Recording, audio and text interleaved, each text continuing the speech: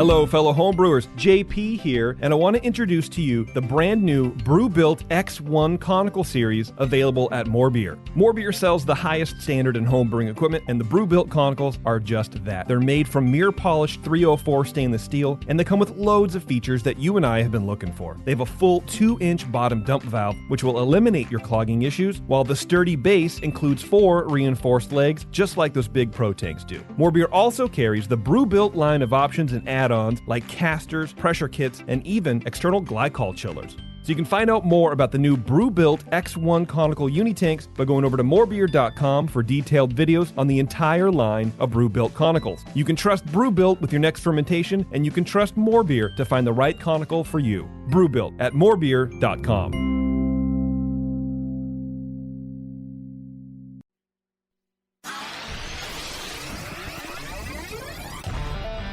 Feels like work.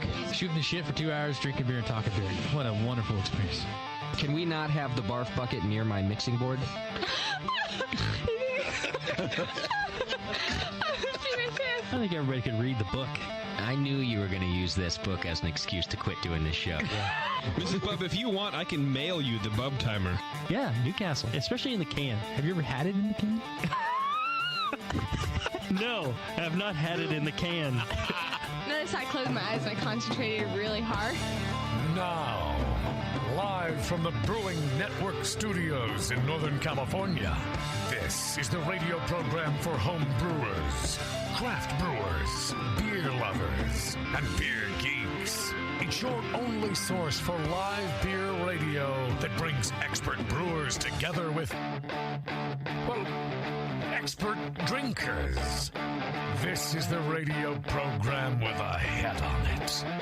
This is The Session.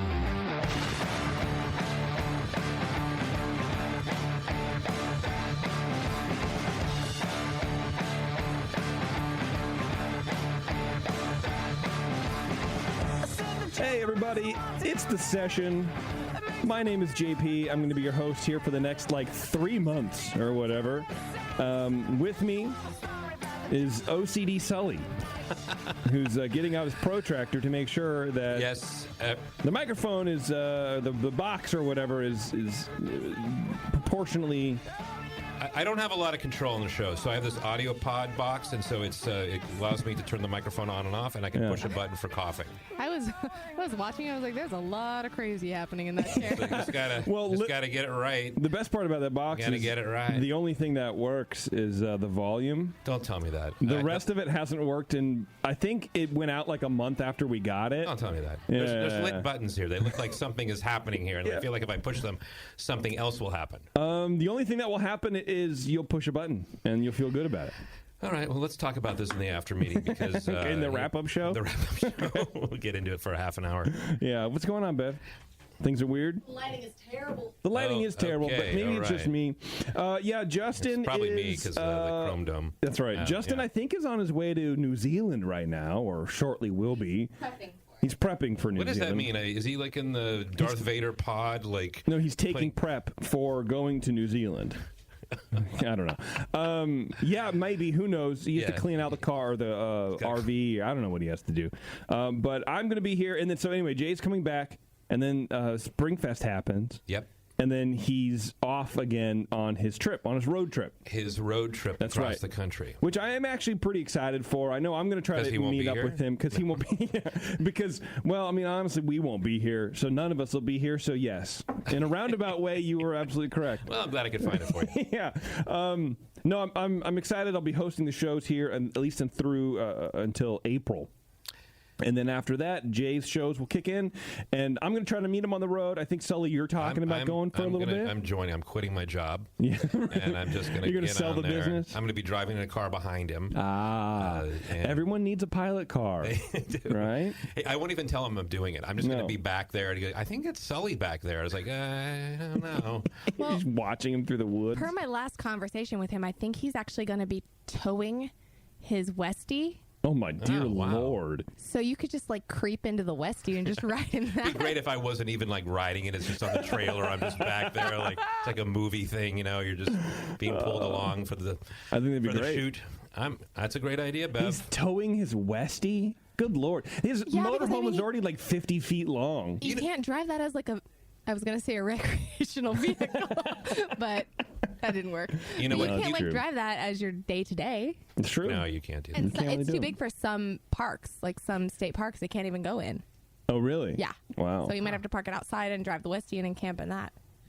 Oh, well, he had to slum it. He might have to slum it for a It's a little rough bit. life. Yeah, he was probably That's too bad. inspired by Sierra Nevada. You remember Ken Grossman is touring his first brew house around the Bay Area as part That's of this right. beer week. So he was like, I need to tow something too. That's true. I need to do this right now. Let's everybody go get along. Yeah. Anyway, Yeah. on the show today, we have Shadow Puppet Brewery. They are in Livermore. I almost said Liverpool. That's how much I want to be English, apparently. I have my tracksuit on. You do. You look So great. we're ready for it. Thank you Looking very much. fly. Yeah. Is you it the very right much. size? We were talking back and forth today that you actually went to a store in Vacaville Yeah. and you got the wrong size, and then you got home and realized you had the wrong size. That was on you- Saturday. You didn't try it on. No, because, so this is... You were wait, hold on a second. Let me just get it because I'm older. Okay, yeah. You went to the store to I went to buy the store, it, yes, sir. And then you had the opportunity to try it on, and you didn't try it on. Yes, that's basically how Yeah. stores work. I You got it have the covered now. opportunity Who to tries try it on. clothes on? Well, so excuse me. Yes, I went to the outlets in Vacaville yesterday or Saturday, Yeah. and I wanted a second tracksuit because I'm all in on the tracksuit thing. I think it's great. Oh my gosh! it's when you comfortable. When you said let's go to the outlets on Saturday, you were serious. Yeah, I thought you were joking. Beverly, there's a few things I would never be serious about, and there's even less that I would never joke about. One of those is going in and fucking up the outlets. Dropping $10 bills everywhere, whatever you want to do, because My everything's like bad. 50% off, man. So I go to the Adidas store, and so the if you're watching live, which I don't know why you wouldn't be, I'm wearing my first tracksuit, Can you stand up? baby's first tracksuit. Okay, Yeah. it's very nice. Yeah. Okay. Yeah. Okay, thank you. And it's an extra large jacket in case anyone wants to buy me a tracksuit, Okay. and the pants are large. They're a little off-sized now, okay? And that's fine. And 'cause you I can have buy two different freakishly- sizes. Yeah, because they're not sets, really. Gotcha. So I'm like, okay, why do I need to go and look at sizes again? Or not even look at sizes, but try them on again. I don't need to do that. Yeah. Same manufacturer, Yeah. same kind of style thing, You think whatever. so? Yeah. So I go and I get this really nice black coat with black stripes down the arms. I'm right? following you. Looks tight. Yep. Okay. Keep going. So I look at the hangers, and that's the problem. Oh. I look at the little berry on the hanger, on the top of the hanger. Yeah. And I go, okay. But Done. first of all, Yeah. the first time was my fault because I picked two larges because I'm stupid. I also thought I was going to get coronavirus because there's a lot of, shall we say, tour buses from the Asiatics that come over, and they flood. Highly inappropriate. Yeah, it is. And what Jason is actually saying is that he welcomes those people. I do welcome them all With the time. open arms. Yes, Exactly. bring your money Just into my don't hug community. me. But I'm going to be honest. I couldn't help but go like I got to get out of here because I'm going to get sick. Freaking out. Just Yeah. have to wash your hands. I guess. Like that's really That's the only thing you can do. Like that's the most important thing to do is just wash your hands. And I'm a face toucher. Like I rub my eye. Like I touch my. I'm like one of those people, right? I heard you touch other people's faces. do that too. I pretend I'm blind, and I go. I need to see who you are. Steady, Helen Keller. Yeah. So anyway, so I come home and then I realize I put the jacket on. I was like, well, this doesn't work. This is stupid. I'm an idiot. I'm dumb. So, and the Allen Malls are an hour away. So Sunday morning, I get up and I leave my family at home because it's much easier for me to. I fire up there an hour. I'm early. I'm waiting in the parking lot of the outlet malls, like I'm waiting for some kind of deal. And people are coming in. There's a little Starbucks there, and there's a lot of people milling around the Starbucks. Like it's a thing to do. You're waiting for them to open. I'm waiting for them to open. 10 o'clock. First guy in, right to the counter, swap out my jacket. Everything's cool. Go over to the Coach store because let me tell you something about me. I'm now into mid-tier luxury items. Okay? I'm into, because they have this rack. What's that? It's 70% off on this specific rack at Coach because we went in there to buy Tearing a Bag in January, whatever. And they have these slippers. They're suede slippies, okay? I hate you so much. They look like loafers. You are such a douche. I know. They look like loafers. And they have a little Coach on the front. And they're just like wool-lined slips, dude. And they look phenomenal. But they have them in sizes 8, 10. Yeah. I wear a 14 because your boy is a tall boy. I go in there, size 11. I'm like, come on, I'm looking through the bin. Now the prices are 70% off plus an additional 20%. They're free. That's free. They're they cost 5%. The shoes would have been $25, dude. My Coach slipper. Anyway, I went around. I bought another jacket at the Levi's store. I bought a jean jacket, a black jean jacket. So I look like Nate now. You didn't get your slippies though, did you? Well, no, because they don't have my size. 11 was the girl. biggest one. I know, I'm real mad. But can you imagine in the tracksuit? I mean, I'm Coach like, slippies, I feel dude? like if you Walking purchase in. those though, like how Yeah. long until this became the outfit that you wear in public, like your slippers and your tracksuit? I literally would have, because the slippers have like a sole I know. on them. They're not moccasins or whatever. So anyway, so I go home. So I go home, try the jacket on. Hell yeah, fits perfectly, because of course I tried it when I got home. Yeah. Again. Washed everything. Today when I'm getting ready, put the pants on. Don't fit. Are you serious? They're a medium. You're an idiot. How is this happening? But on the hanger they were a large. You have to look at the label. I mean, Well, now that I know so, that. okay. So now I got to go back to No. the store. In your defense, sort of. I've done this before, where a shirt I had did it in New York too. my shirt. Like I bought a shirt, and then I got it home, and I was like, it looked like it would fit because I have clearly the wrong. Like I imagine I look a lot better than I do because it was certainly a size small. I imagine I look a lot better than I do. I don't even know. I don't even trying to know how follow to that. respond to that. It's fine. I You don't kind of have want to. to say yes, but You might be negative. I don't want to insult you. Well, it's fine. It wouldn't be a lie. But regardless, you bought a two-piece set and Yeah, recognized I that the did. tag was wrong on one. Why wouldn't you just immediately check the other? I don't know. And that's basically what Taryn was saying, but And this is where you're in a fine. nicer way. She's like, well, In a nicer way. now you learned a lesson, and your lesson is It's that an you should outlet always mall. look. Nothing Yeah. goes right. It's not supposed to. That's why it's an outlet mall. I know. I didn't know Everything that. They just slightly toss flawed. shit up. It's like, just So my this is my way of apologizing to everybody for wearing the old, like, you know, this is an older tracksuit. It's not a new tracksuit. I wanted to look good for everybody, but now I just look okay. well, I mean, you're going to get over it once you go back to Vacaville. That's true. I did the same thing. I was in New York City, Times Square. Yeah. Ian and I went to a That's right. I love Ian. Lion King. We had to get some clothes for some reason to the Gap. Went in there and Yeah. I bought like these like triple extra large shorts. and Clearly, you don't look the way you think you do either. and I Sully's but body dysmorphia. But the little thing, Yeah. that fucking little thing, Yeah. said large, Right. and it was full. The little On the hanger. berry or the clip or the Yeah. whatever. Yeah. Yeah. It sucked, man. And then, whatever. It was a whole thing. But everyone at Adidas was very nice. How's your day going this morning? Good. Fine. I don't mean, what am I going to do? Tell you I drove an hour? And then you're like, oh, that sucks. But you got a deal. Dude, this is 50% off. I got a full tracksuit for $60. That's nice. It's a good looking tracksuit. It looks good, You right? kind of look like an extra in like Royal Tenenbaums, the Wes Anderson movie. Yeah, that's probably true. Or, as I like to think, just like some sort of thug running around the streets of Liverpool or something like that. Going, oi! That's not how you look. But I got the tracksuit. I got the Liverpool cap. I I know. got the Saucony shoes with the tight-ass socks going. Like, I got it. Look, I got a thing going on, and I'm excited about it. Okay. That's fine. Speaking of which, that's... Wes Sully's Anderson socks. Royal Or, Tenenbaum Royal socks. Tenenbaum yeah. No, not Royal Tenenbaums. No, Life Aquatic. Get it right. Yeah. You got it wrong, too. I'm sorry.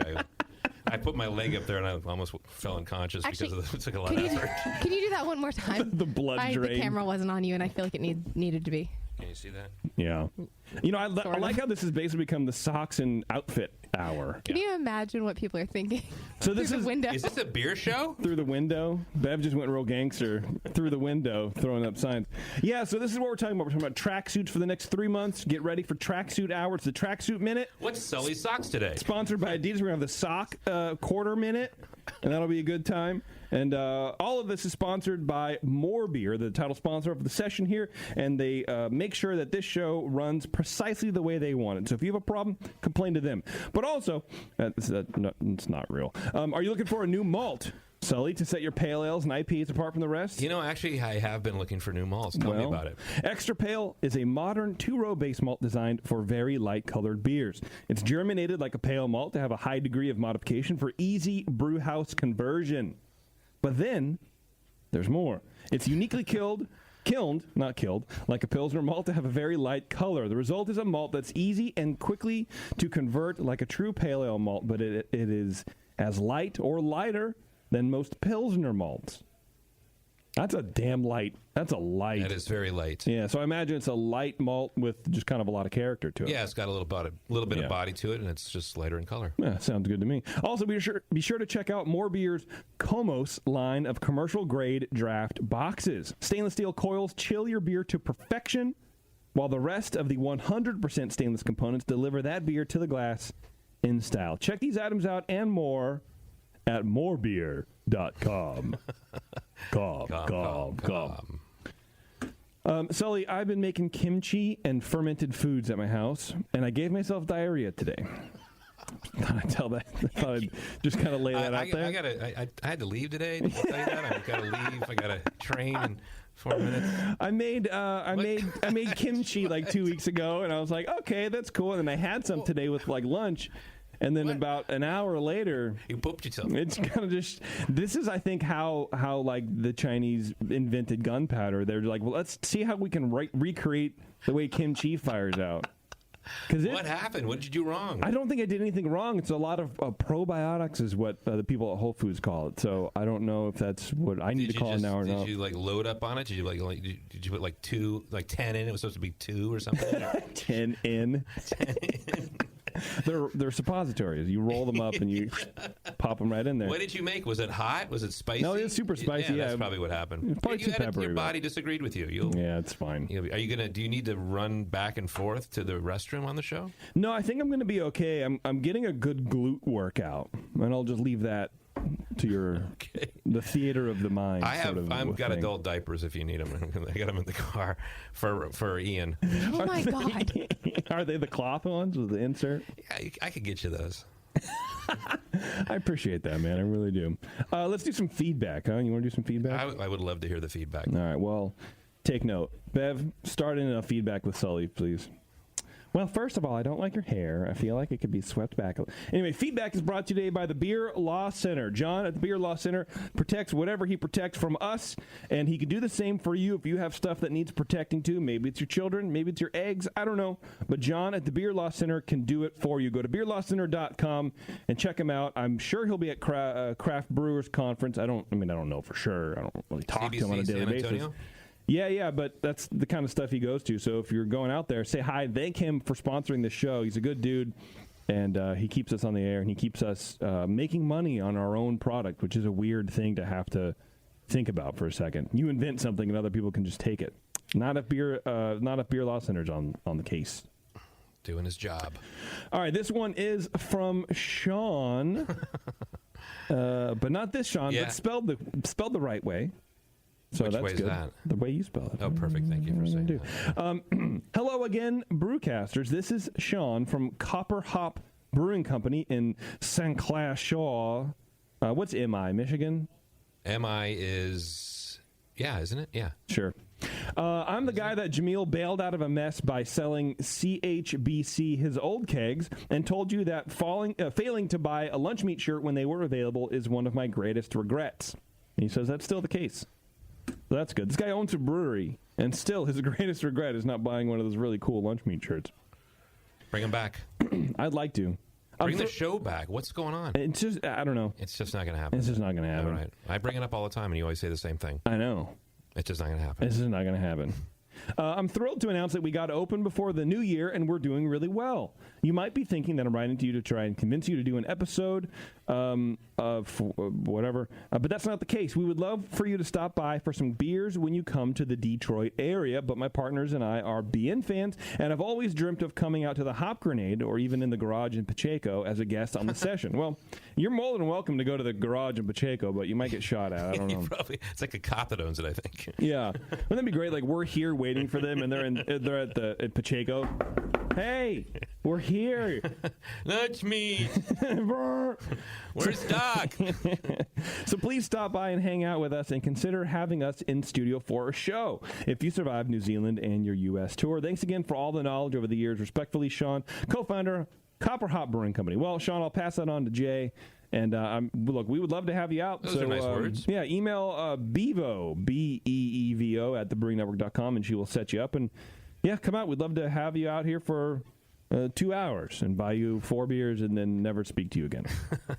They're big fans, though. I mean, they know about Pacheco. That's not a lot of people know that about that anymore. That's true. It's like Brewing Network lore. It is. This next one is from Sean, but spelled incorrectly. What is going on? Yeah. Hey, BNers, I'm a little behind in my podcasts, so I just started hearing about the 2020 BN Ibago road trip and wanted to suggest a stop in Leadville. Killtown is going to be busy, so come to Leadville or Mercury City. I know Justin spends a lot of time in Colorado, so he may know us as North America's highest elevation city or host to the annual 100-mile race series. And if you can time it to be here in August, drinking beer while watching someone run 100 miles is worth it. I can't even. How does that even work? I don't know. Plus, summers up here are insane. Think 60s or 70s and sunny every day, so you can check out North America's highest golf course. When we open in 2 weeks, Leadville will finally have 2 brew pubs plus a bunch of dive bars. I know you love dive bars, says. Speaking to Justin, I imagine. If you're driving through Colorado on 70, it's only a 45-minute detour. And did I mention our neighbors at the brewery are a dispensary and an RV park? Is this guy trying to sell him property or something? I think he is, yeah. Timeshares. Cheers, and tell JP to suck in his lips when he makes kissy faces to his cats and maybe baby. Oh, okay. Apparently, what do I got, juicy lips or something like that? Yeah, the weather is, that's a big draw, but I'll tell you right here, we got early Bay Area spring, and it was amazing today. It's 67 when I was rolling through here. I was like, wow. And you know what? Tracksuit keeps you respectively cool, but also kind of warm. I was very excited about that. You look good. You can move through the air very quickly. Well, thank you. Thank you very much. I appreciate it. I think comfortably. I feel like I look faster than I am. Actually, you look like you work out right now. I do work out. Yeah. Yeah. Mentally, up here where it matters the most. You know what I mean? And because of the nice weather, there's a lot of people in the park or whatever. So another thing I got to work out, got to practice my cat calls for the summer. So it's pretty good. How does this go? Well, I don't want to tell you about all that. I got my own formula. I'm developing a series, like a pickup artist series. So, yeah, that's what. No, hey baby. Oh my god. Yeah, like cat I was calls. trying to save you from sounding like a misogynistic douche. But no, why would you? Yeah, Taryn's on the phone. Yeah, I made my bed. My maid made my bed. I might as well shut lie. up. Yeah. So that's what you do when it's unseasonably warm, folks. You practice on oppressing. I don't know. Anyway, Sean was from 2 Mile Brewing Company. I forgot to mention that. This next one and last one is from someone called John, not Sean, but literally You're John. Totally punking me right now. If there was, I was just going to get up and walk out the door saying this is a dream today. It's short but sweet. He says, I've been listening through the Podcast Addict app on my phone. Recently, it stopped adding new episodes. I have no desire to get iTunes. That's it? You don't get That's iTunes. You just go to iTunes. It's not like you have to... I guess you have to get the app for your phone. Yeah, I guess, if he's not an Apple guy. But, I mean, look, I don't know what to tell you, John. There's Stitcher. There's 100 podcast apps out there. And you're on all of them. Yeah, I don't know what to tell you. There's the apps are uploading. If you haven't seen one in a couple weeks, because we had an off week last week, and so maybe that's kind of... Might be confused. Freaking you out a little bit? No, we didn't. We didn't? We were here last week? Yeah. Shit. Well, then, look, You John. were here. I don't know, man. You know what you should do is get a new phone. Maybe it's your phone. It's not the app. It's probably just the phone. Turn it on and off. What do I got to do? Why is Justin sending me email? Right now? I put the image and megaphone. Oh, okay, great, whatever. Yeah, he's sending me email. Had to read it, baby. Got everything in my email. Sully, let's do a Twitter game. Okay. Now, Bev came up with this Twitter game. Twitter game is brought to you by, of course, a little brewery. Hold on. I dropped my notes. Come on, get it together over there. A little brewery known as the 21st Amendment Oh, hey, how's it is going? the Twitter game sponsor. And I got this copy, and it's very good. The 21st Amendment and Pete's Coffee, 2 iconic Bay Area companies, collaborated on a beer with 1966 Coffee IPA, named after the year Pete's was founded at the original location in Berkeley, California. I did not know that. Yeah, there you go. Learned something.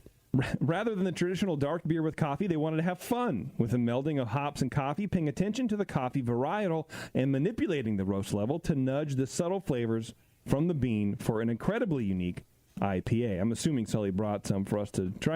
1966 coffee IPA, handcrafted with Pete's Ethiopian Supernatural coffee. With its lemon and blueberry characteristics, perfectly complements the tropical and fruity hop flavors and aromas of Amarillo, Citra, and Centennial. This West Coast IPA at 6.8% ABV. 1966 Coffee IPA is the first collaboration beer between the two companies and is available where you find 21st Amendment beer. That was a good read. Thanks, man. Appreciate it. I didn't bring any beer. Why not? I didn't. I mean, it's not the first thing you think about, and I understand. You know, Teresa always brings beer. Does she? Yeah. Well, she comes. She's a pro. She comes. She's got her brewery shirt on. She walks in. She does do that. She walks in. She walks in. She's got her beer. She's branded. She's one of those people that walks in. She's known for that, as a matter of fact. And I just show up and you get carried. I'm like wearing a black shirt and a jacket that's falling apart. It's not a track jacket either. It's not. Well, it should be. So here's a Twitter game. Bev came up with it because I was incredibly busy. He was, and I apologize if it's not good because this isn't my jam. Yeah, but you're going to monitor this, right? You're going to do all the Johns? I will do that. All right. The John. As Justin prepares for his epic road trip, what's the first thing you think will go wrong? Answer right now. So I think it's good, Bev. I think it's great. I think it's fine. We've already had a couple responses. Thanks. I think you're gonna do just fine. I guess I should log into Twitter. You should probably do that. Yeah, definitely. Twitter is one of those places you got to log in for a bunch of stuff. All right, I think we're almost at the break. I do want to tell you, of course, to if you want to support the show, you can do that in a couple of ways. You can sign up to be a recurring donor off of our website via PayPal, and for as little as $2 a month, you can help support the show, and we would really appreciate it. What? So you give me hand signals. You're distracting me. What are you doing? $2 a month. I thought you were hitting on me or something like that. No, I will not ever do that on the air. Not via hand signal. Anyway, so do that, please. It would we'd really appreciate it. It helps keeps the lights on in here and helps keep us moving forward. I don't know why it's hard to talk suddenly. Also, do your Amazon shopping because everybody shops on Amazon now through the BN link, which is also off of our website as well, and that helps in a different way. So you're already spending the money. It doesn't cost you anything else. Just go ahead and you just click on it and that's it. Do the thing. The third way. Support the sponsors who support the show. You can buy things from the 21st Amendment. There you go. From morebeer.com. From a bunch of other people that you will hear about throughout the show. I think it's good for you. It's good for them. It's good for us. It's a win-win-win, which is a rare trifecta of wins. It's a lot of wins. It's a lot of wins. I'm into it. All right, we're about to have Shadow Puppet Puppet on the not on the phone. They're in the studio. They're coming out. Yeah, there's 12 of them outside. No, they a lot of shadows. I think there's they're one guy and a lot of shadows multiplying. They brought a ton of crowlers in too because we were there. They came in before the show and they're like, "Oh yeah, well when you come all the way from Liverpool, you have to bring a lot of things." Oh, we got some crowd and. He's like, oh, we got a couple cans of Pilsner or whatever. I'm like, oh, all right, cool. The Crowlers, they just didn't mention that they were. There's a lot of beer there. Yeah, so I'm excited about that. That'll be fun. That'll be a good time. All right, I think I've done everything. Check. Right? Bev, have I done everything? Is there anything? I believe you have done everything. Let's go. Hell yeah. Let's go. Turn your keys, launch the weapons. Let's go. Let's go. All right, everybody, stay tuned. Wait, hold on. I got to find the thing. I'm so out of practice doing this. Session 1. There we go. All right, everybody, we're going to take a quick break. We're going to come back with the boys from Shadow Puppet in the studio. I'm excited about it. You should be, too. This isn't loading. It's just spinning. There we go. All right. I'm excited, too. Yeah. I'm excited. Even though our computer is not. All right, everybody, hang on. We'll be right back.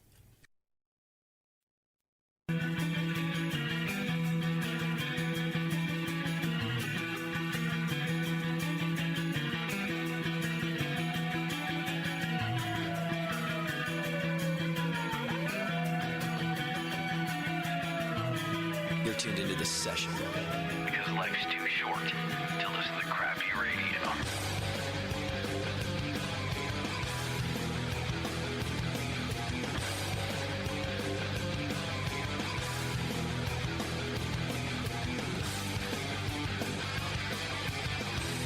Hey, everybody, welcome back. It's The Session. I'm JP, I'm your host, and I look really cool. You have a skip in your step right now because of this tracksuit. I've never seen you so happy. Well, to be honest with you, I've basically been sleeping a lot. Oh. Yeah, in so the I feel good. No, not in the tracksuit, because in my silk sheets, I would just slip right out of the bed. Did you get those at the mall as well? Yes, I did. No, I'm just kidding. No, Taryn was home sick today. Oh. And so I'm like... She's got like a Glock behind you. We're just going to cap your head right now. Just snapping chicken Look at bones. me talking like that. So I'm like, man, I need to get some sleep. I've been like sick. Now she's sick. We're just going through a thing. See? I went to the mall, got sick. It's happening. Now you're all going to get sick. I'm fine. Okay. Are you? I have the immune system of an old man. I don't even know what that means. Bev's here crushing cans, dude. All right, we got the boys from Shadow Puppet. What's going on, fellas? Happy to be here. Yeah, excited. All right. So you're out from Livermore. We are. I'm sure you know this because everybody knows this, but I grew up in Livermore. I'm from Livermore. I didn't know that. What high school? Well, it's okay. So I went to high school in Pleasanton because, something happened. Yeah, well... You were found out. That's right, yeah. So I moved out of there. But, I grew up in, like, the gemstone areas of Livermore, like off of Merdell. Yeah. And where are you guys? Where's your location compared to where I know it? We are First Street at Las Positas. Yeah, east side. Oh, okay, yeah, so you're out there. You're out there. First Street at Las... Okay. Yeah. So right off the highway, right off 580. Like New First Street. Yeah, okay. New First. All right. Man, that whole area, Livermore in general, and now I feel like Sully, the whole area in general is just transformed since, when I grew up there. Downtown First Street is popping now. There's a lot of cool stuff going on. Oh, yeah. But especially in the area where you guys are at, that whole airport area, like it's easier to get around now because, man, getting out, because I went to Las Positas College for a little bit. God, that was a pain in the ass to drive out there because you have to go all the way down and turn and do all the shit. Now you can get there in 4 seconds. Yeah, sure. Is that driving a lot of traffic? Are you seeing a lot of people because of the infrastructure sort of set up like an actual city now instead of just some old farm town? When they punched through like Stone Ridge into East Jack London, my folks live off of East Jack London. Okay. When they punched that through, man, it's like the surface streets in Livermore. It was like, if it was rush hour, you avoided like two streets, and now it's like the entire town, and like it's a special way of like hating people more, right? It really is. When it takes 5 minutes just to leave your parents' neighborhood when you're trying to be a good son and help pops with something or whatever, and you're like, yeah, dude, it's crazy. You never want to go back. Well, and then I moved to Livermore, I don't know, 20 years ago, and like when I was a kid, and okay. And it was like 60,000 people. Now it's like pushing 100. It's like 96, 97, something like that. And so, yeah, it's completely changed. But downtown's awesome. And like there's a lot of great places that support good beer and whatever else. The folks who don't know where Livermore is, how far is it away from where we are right now, the Hop Grenade in Concord? It's like 45 minutes? 45 minutes? 40, okay. Something like that. Not that far away. No, it's not too bad at all. It's not in Liverpool. No, it's not in Liverpool, but I wish it was. No, you don't have to cross oceans. That's true. Okay. So, when did you guys open? I think we've been open 3 years, so I'm not sure what year that is. What is that, 17? Yeah. I can't do the math. Yeah, I don't want to do math. Lucky to remember that. 3 years. There we go. Okay, and then you guys are originals, or tell me what your roles are. Craig, what are you I was in charge of the build-out, so I was approached before Shadow Puppet had a name. By another homebrew guy from the Mad Zymergist. Right. Who happened to be at my house for a barrel brew. Like a group project for Mad Zymergist. And he tapped me like maybe 4 months later, and asked if I wanted to move up from my one barrel to a much bigger operation. And who was this? Was this like the owner of the company? Brian Blackburn, yeah. Okay. Yeah. All right, so he's the owner. Yep. And he's a home brewer, but didn't want to do any of the work. Right, yeah. Okay. His background's more in marketing. Good. And that's what I would do. I'd be like, I want to open a business, but I want to put it on you. Yeah. I want to make you do all the stuff. And did you have a background? Sorry to cut you off, man. But did you have a background in designing a brewery, or is this you're like, I don't know, man. I know how to work corny kegs. My background was construction, which is important in a very helpful. Brewery build out. So I was able to do plumbing, electrical, framing. Oh, see, that's why. Yeah. Yeah. Not that's why, but it didn't hurt. It wasn't your brewing acumen. It was the fact you could build shit. You majored in construction and minored in beer making. Yeah. That's right, yeah. And then, you figure it out. And, okay. And then about a year and a half to build it out, so you have plenty of time to figure out each step and process. And so when it came time to trying to design the brew house, how do you just online asking a bunch of people, or how did you get... because that to me would honestly scare me. Is like, do I have the right size kettles? Do I have all the pipe fittings? Do I want to set something up? Can I easily tie in a new piece of equipment to this pipe? All that kind of shit. Yeah. How do you figure that out? We got some of that right, and then some of it sounds like every other brewery opening. Yeah. We didn't do that right. Yeah. There's been some remodeling as well as additions, and additions were not the same as the ones we had put on the original. How big is your 5-year plan? It's it happened to be. It's now a 20 barrel.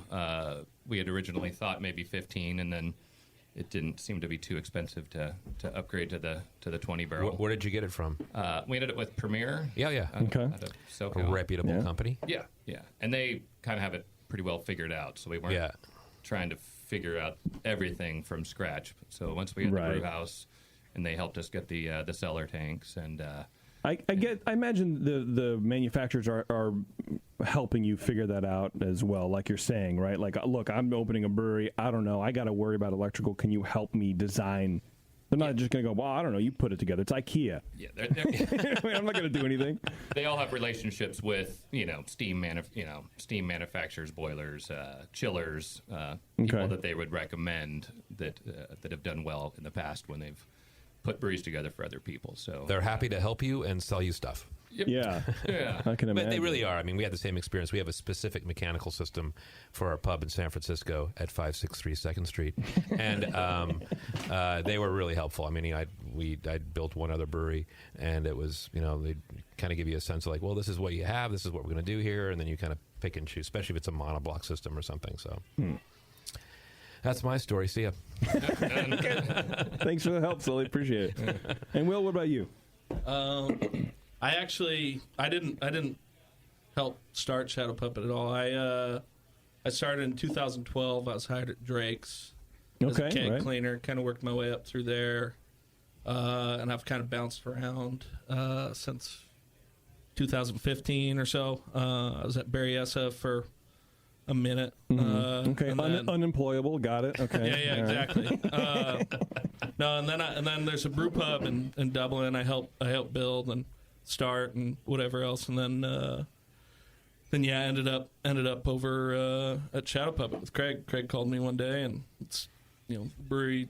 It's 3 minutes from my house. I like Craig a lot. I like making beer. I like working in production breweries as opposed to pubs. And it was, why the hell not? Perfect. Yeah. Are you guys in the same? Are you homebrew also? Is that how you know each other? No. I don't know. I think I homebrewed as a kid with my dad. Right. Okay. So when I was like 17, 18, kind of figured, might as well do this. Yeah. And so when I turned 21, Drake hired me. And so I've been kind of doing it since with small breaks here and there. So what do you like? Because it's kind of interesting for me because we have a brew pub and then we also have a production brewery. And why do you favor production over a brew pub? Being a brew pub brewer. Because I'm super ADD. And, fair enough, man. And when you run a pub, it's like you're doing 18 different things every day, helping with the restaurant, helping.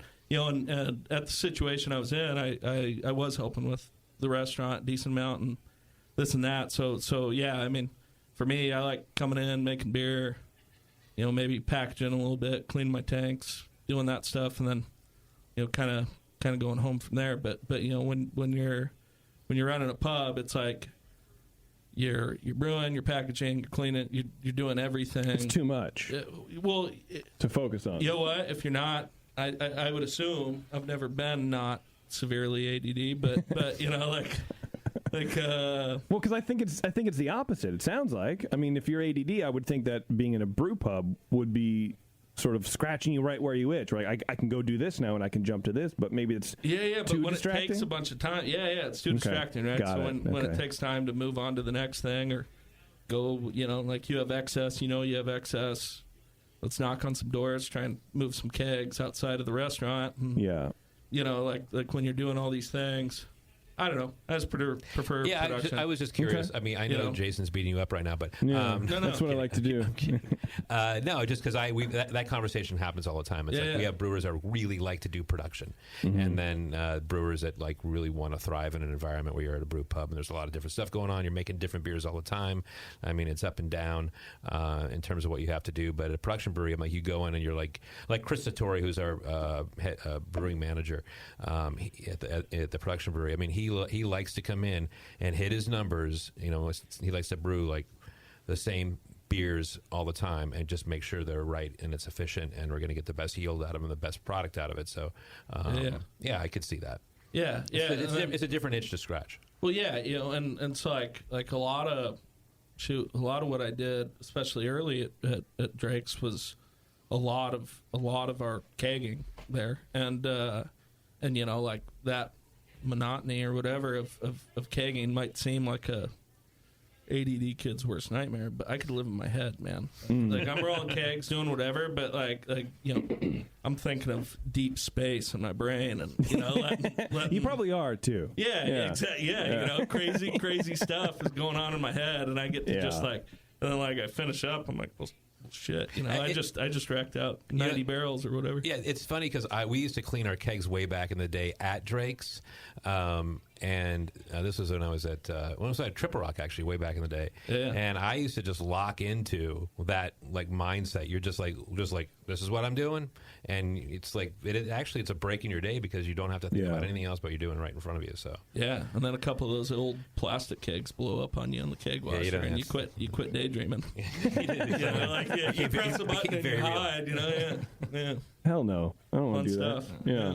But I see what you're saying about sort of process orienting. Like if you're thinking about a thing and you're able to be physical and move your hands. Like that's the one thing I miss about working at like a Starbucks is when it's super busy and you know it sucks, right? You're like, oh man, it's in the weeds. Yeah, it's like 5:30 on a Tuesday, and you're gonna get every asshole who thinks they can just be mean to you because they haven't had coffee. And what do you make $7 an hour? Who are you to them? But you're pulling shots and you're doing all this thing, and you don't have to worry about anything else. You're just doing the thing, and suddenly 4 hours goes by, and you're like, oh, I can leave now. Yeah. Well, locked in. Yeah. I think too with the pub thing, like that you don't really think about or whatever. It's like when you're the pub brewer, you're often doing all the ordering and all the other stuff as well, right? And so you're like, I don't know, you might show up at work, spend a few hours of your day all spread out, but a few hours of your day talking to BSG or Country Malt or whomever, and then you package out like 8 or 15 barrels of beer, and like you were there 6 or 7 hours or whatever, and like it's getting towards the end of your day, and you look back and you're like, what did I actually do? Like today seemed wasted. Why was I here? And so like when you're in more production based too, like I don't worry about ordering. I don't worry about picking it up. I don't worry about any of that stuff too. At least in my experience, went along with being the pub brewer. And sure. And so like at the end of the day, it's just like a level of like, it was pretty productive today. Like very quantifiable. Yeah. I just made 80 barrels of beer and you can see it 12 or 14 hours, whatever. And you actually used to work a overnight shift, right? Yeah, I was third shift. That was your most productive time ever. Oh, yeah. Almost a challenge in a way, just to see how many batches and kegs can I fill at the same time. And tanks you can clean, because we needed them like 8 hours, And then leave the morning guy in really good shape. So. Yeah, that was always the goal. Yeah, well, that makes sense. Yeah. So your brewery being 3 years old or whatever, you guys are sort of coming in, and we just left SF Beer Week. Do you guys do a lot of SF Beer Week events? Do you find that SF Beer Week has sort of grown along with the brewery?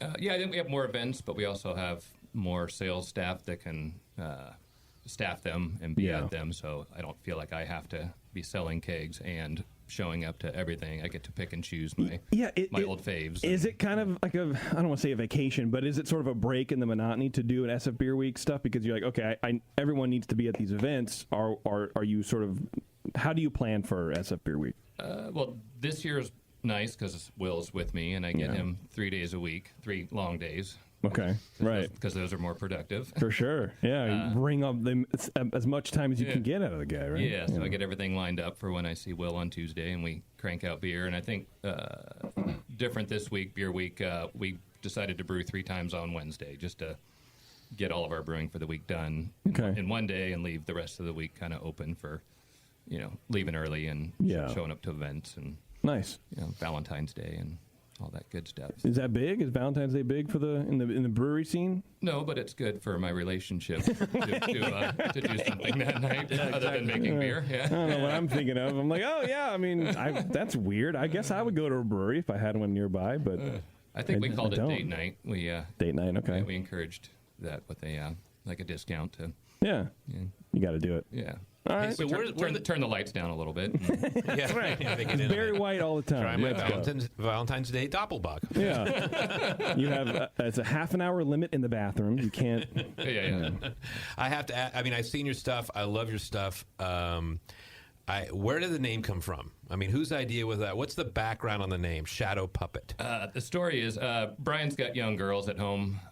When we were hunting out a name, one of the girls was doing shadow puppets at night, bedtime story, that kind of thing. Yeah. And I think Brian got him to bed and then quickly went and started a search once the name Shadow Puppet popped into his head based on what was going on with the kids that night. So yeah. I think one of his daughters gets kind of credit for being the muse for that, and then she's getting like a quarter a beer or something like that. Yeah. Name, well, hopefully she'll more than that. I'm sure. Hopefully it'll put her through college. Yeah, that's right. Yeah. I like the name. I like the name a lot. I mean, it's very different. I mean, I always like beer name or brewery names that are like not so specific to a location. It's not regional. Yeah, it doesn't like lock you in, and there's topographical. Exactly. It's nuanced. It's different. It's like it does stand out. Scratch your head. What is that? So the logo does get commented on fairly often, and at Beer Fest, people do their best to imitate it. No, they don't really. Oh yeah, really? Oh really? Yeah. You got some good stories of that, I bet. Especially at the end of the day. Yeah. No, check it out. When they get it wrong, it can get look at this. It can get pretty gnarly. Yeah. My middle finger of your mother, and it's a wolf.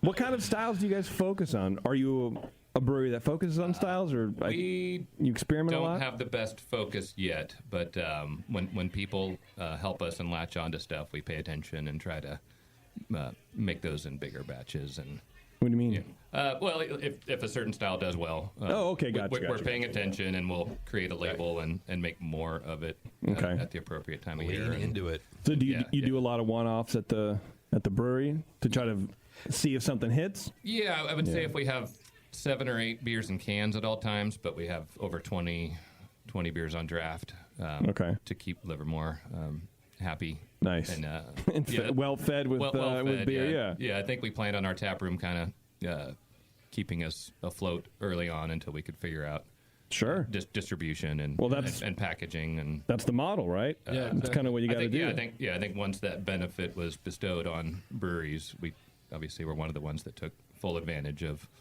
taproom margins. Absolutely. And how's it been in Livermore? I mean, as the Bay Area grows, it becomes more expensive in San Francisco and the East Bay and, all over the place, actually.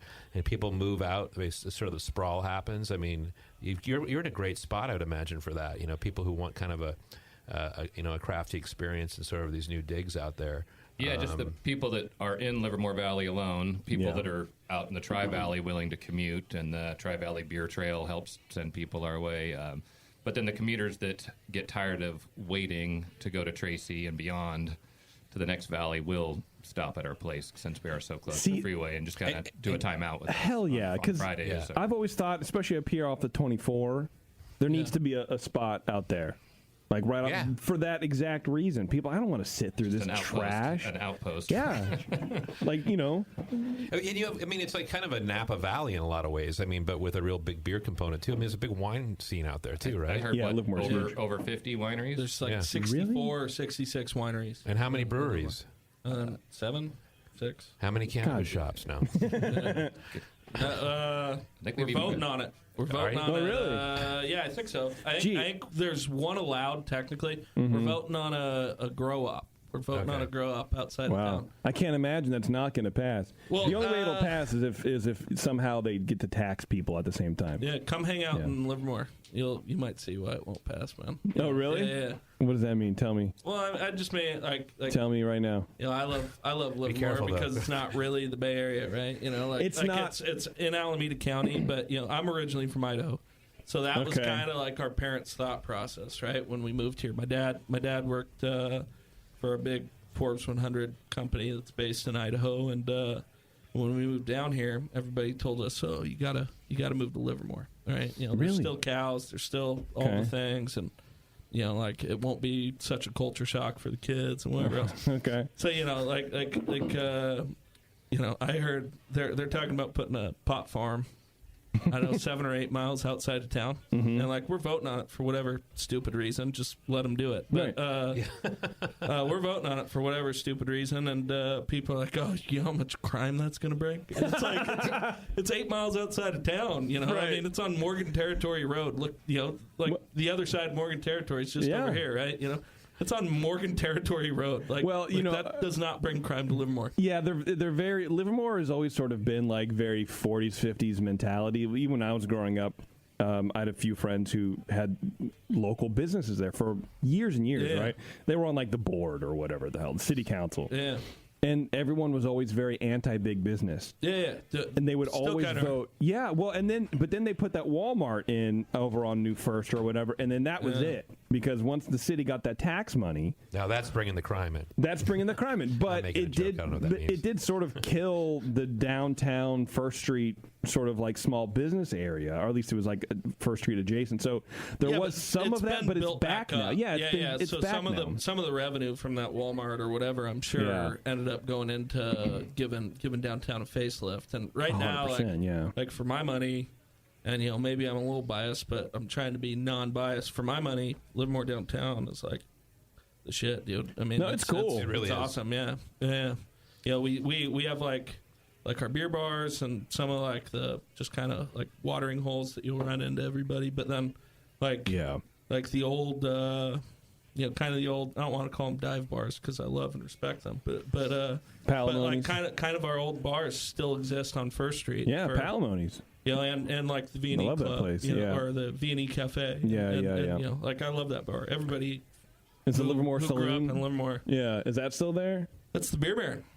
Yeah, so it was the Livermore Saloon. Was it that one or was it? Yeah. There was one up by like now no one cares, like the Garlex Pizza up there. Oh, so I can't remember what that used to be called. That's our place now.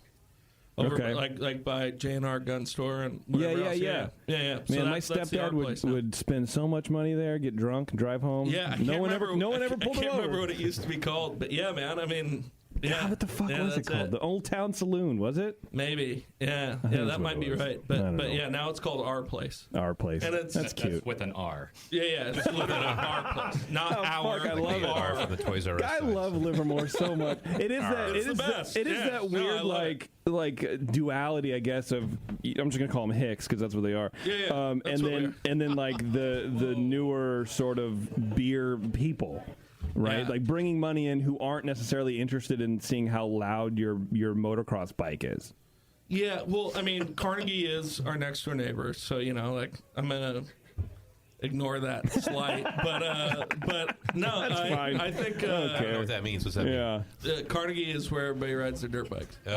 Off-road park. Yeah, I knew that. Keep going. Yeah. I was just testing you. No, I like to joke about Livermore or whatever. It's probably, and by probably I mean definitely, the only place I'd live in the Bay Area. Well, coming from a place like you in Idaho, yeah, right? and not just Boise, right? I'm like from the hills, Idaho, but it works. But like beyond that though, like everybody can find something in Livermore. Like genuinely, I mean, and like a lot of the high density housing or whatever that they're throwing in kind of chaps my ass, because I feel like Livermore is suburb and should be suburb, but we're even getting a lot of that, and it makes a lot of sense because. There's like a German family that comes into our tap room often and always says hi to me or whatever, and like they live in the high density housing by the Ace Train or Amtrak, whatever it is, and you know, and like love coming in, and you know, like that's the stuff you gotta add some embrace. Diversity and whatever, and I'm all for it. You know, like I'm not for the high density housing. You let I'm the all Germans for the in. diversity. I just want the Germans only. That's all I want to do. Yeah, it's, you know, Livermore was like, leaving Livermore was kind of cool because then coming back, I could feel like the old man who was like, you know, you drive down 580, you go through Dublin, you're like, all these houses on these hills, there just was hills. Yeah. There was nothing here. Yeah. All these trees down Stanley Boulevard were just still had their reinforcements when I was, you know, and then everyone's like, huh? Oh, you're still talking. That's cool. Alice is rolling her head, eyes back to her head. And, like, and, whatever. you know, for all the kind of shit or whatever too that Livermore gets, like, Sansar Indian cuisine just won like Best of East Bay 2018, I think. You know, for Indian food, like that's like Fremont's East Bay. You know, like there's other places there East Bay, and so that's kind of the thing. Like I love about Livermore. Like I can punch cows in the morning and then, you know, go get the best Indian food in the East Bay for lunch, you know, and it's how fantastic. often do you do that? How He is ADD. Jesus Not Christ. really anymore. But, Not you know, anymore. You have like, punched your fair share. yeah, I used to get paid to do it. Yeah. Paid? Yeah, I used to work a little bit like that. What are you talking about?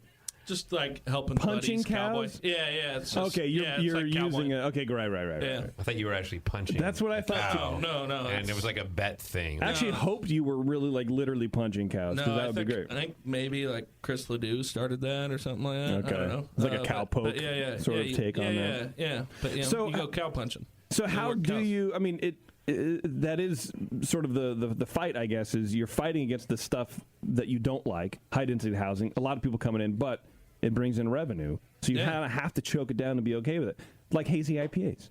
Yeah, good point. That was a great segue. Great segue. Are you guys hazy folks? Yeah, well, our flagship. Yeah, we're hazy friendly. Yeah. Okay. Our flagship, kind of flagship's a hazy IPA, right? Yeah. What's it called? Lush Nectar. Yeah, Okay. keeps the lights on. Yeah. And none of the beers in front of us are hazy, though. And I didn't bring any tonight. We actually just brewed a hazy with Cooper, one of your... Brian Cooper, the old Dr. Homebrew. Dr. Homebrew. I'll be seeing him on Wednesday. Yeah, so Days of Haze. Got to make sure his beer gets on air. Well, speaking of beer, this beer's been here for a little bit, so let's start drinking. Yeah, please. What are we going to drink here? What do we got? We'll start with the one on the left. Bev, what do we have? Well, I forget. I'm sorry. I brought out the Pilsner mostly as That's the first one, something to drink in between the other ones if we just need a palate cleansing. We changed that though because we like pilsners. So the first one is the Pilsner. Okay. And then and then the next one is Pilsner. and forgive me, I can't remember the name. It's the Pale Ale. Okay. And then the second one is the Critical Path Pale Ale, which That's I think it. we have on draft here. Correct. Yeah, That's the second one? That's the second one. Third one is the IPA, which is the Spruce. Needle tip. That's it. Thank you. Sorry. All right. Yeah. So what's this pilsner called? Pipe down. Pipe down. I'm Now, not is saying that- anything yet. Sorry. Is that in the sexual reference or in the quiet reference? I think it's in the quiet. That's too bad. Yeah. I just wanted to get really horny off drinking pipe down pilsner. Yeah, I don't know exactly how the name came about. But Okay. if I'm going to guess, it probably had something to do with Be Quiet. Yeah. Probably, It's a nice beer. back with Brian's kids. Which is probably what Brian is saying right now as he's listening to you. Well, he has Will as the ambassador to Livermore. That so, is true, you yeah. know. So he's safe. Yeah. This is nice. Yeah, tell me about this pilsner.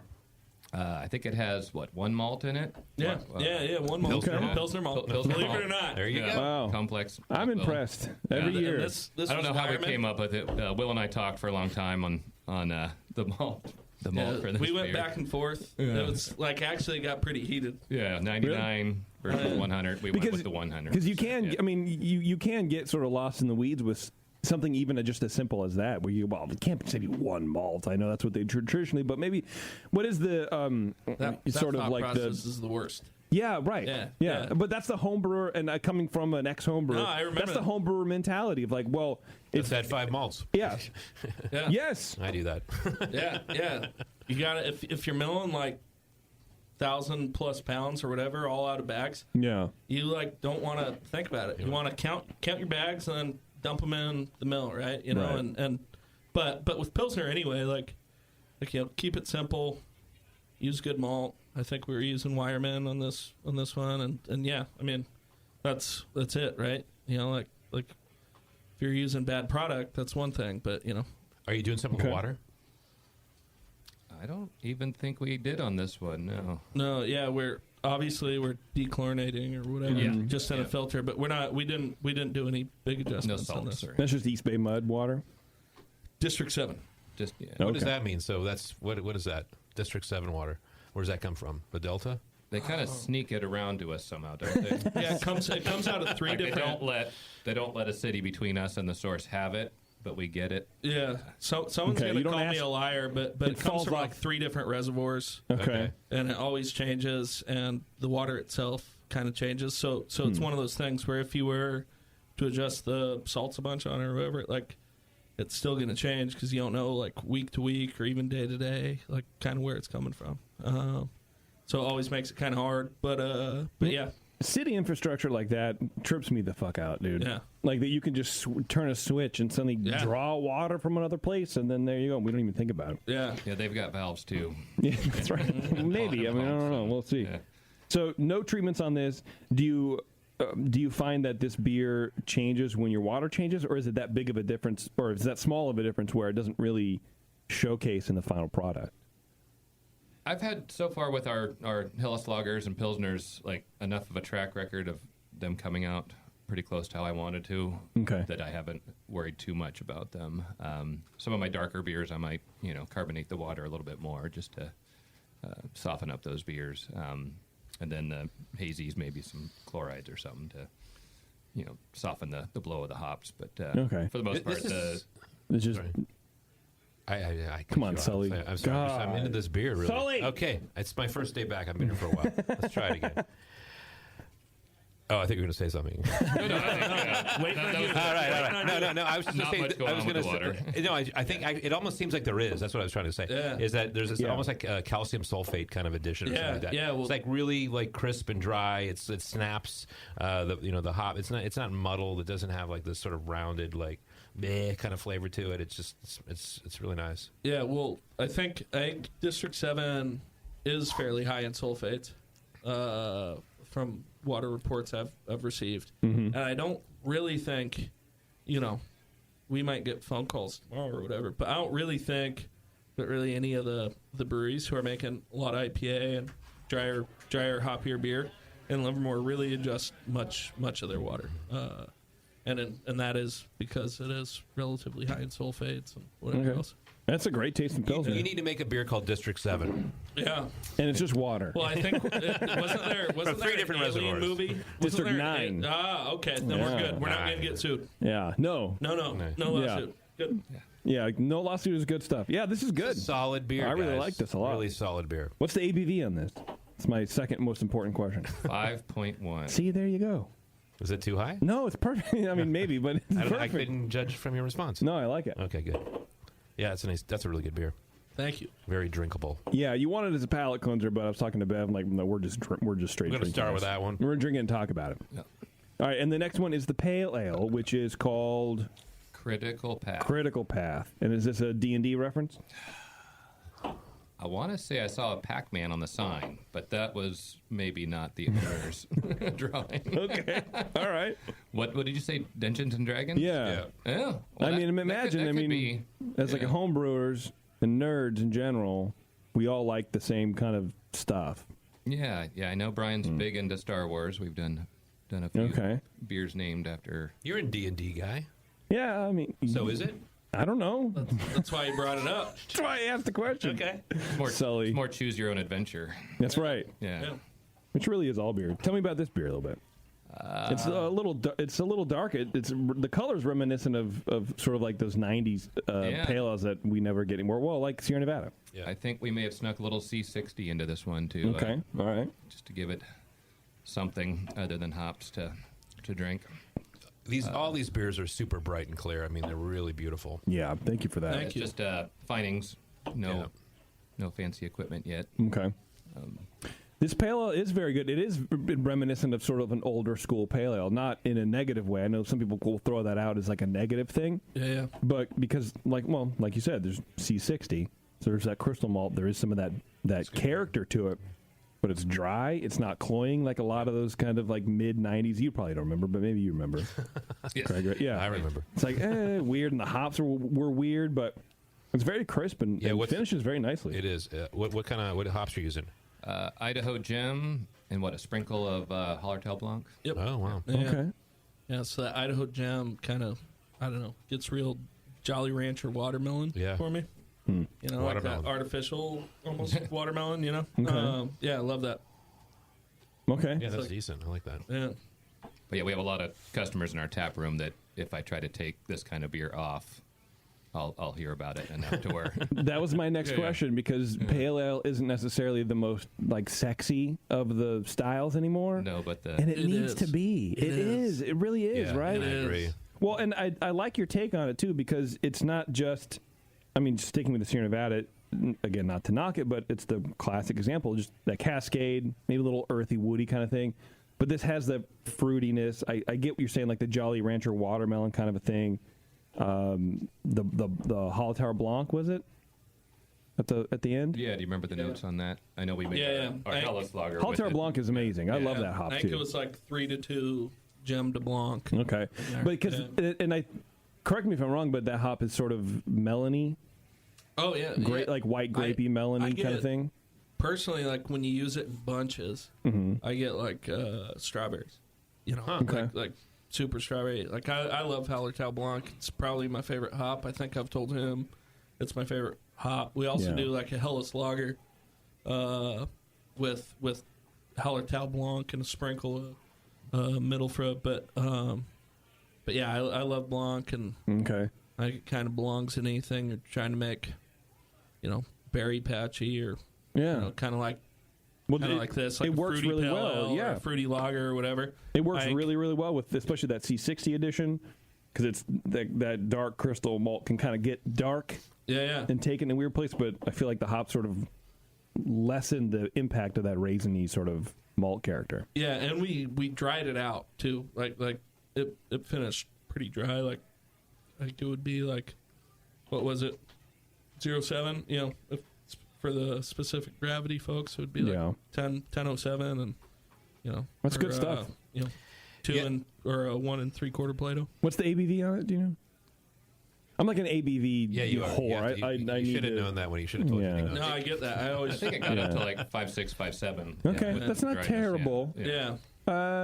Normally I would ignore it, but now when I see it, I'll drink it. Yeah, it's very good. Good.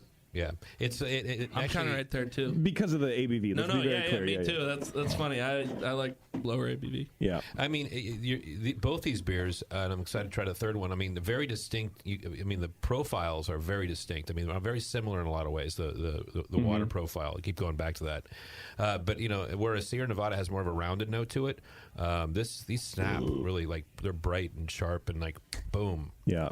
Really good beer. Well, especially they've been sitting out, open for I don't know, almost an hour, 45 minutes. Yeah. So they've lost carbonation. They're a little warmer. No, they're nice. Yeah, hold them together nice. All right, let's try the third one, and we'll take a quick break. This is the Needle Tip. Needle Tip. What's that? So this is our holiday beer. It's an IPA. We actually had spruce tips flown in from Colorado on ice, and I'm sorry, flown in. What's going on there? Flown in by UPS. It's like sushi being flown in from Japan on ice. We hired a pilot. Hey, guys. To go forage. I got to look at your balance sheet. We are losing $3,000 every time we make this beer. Yeah, but we do it for you. Yeah.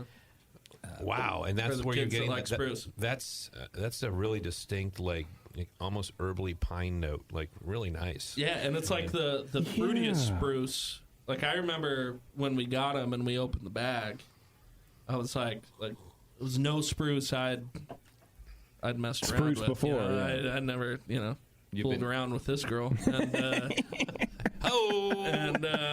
no, I was like shocked because it was obviously spruce, but it was like a lot more than that too, which was cool because again, good ingredients. Yeah, right. When did you brew this? This was the second batch, so this was December maybe. Yeah, late December. Late December. Yeah, probably right before or right after Christmas. There's a lot in that. It's like it's really like a tangerine, but not as acidic as a tangerine, but that sort of orangey flavor, like light orangey flavor. Yeah, like lightly acidic. It's almost definitely almost like a lemony, like a citrus note to it. Yeah. The flavor is what you're talking about. Yeah, I had that first sip and it was almost too much, like almost, but once I swallowed it, I got it. Yeah. Like I understand. So what hops did you pick for this beer? Primarily Dr. Rudy. I think it might be all Dr. Rudy, right? Maybe a little bit of Simcoe in a dry hop. But Remind me of the Dr. Rudy characteristics.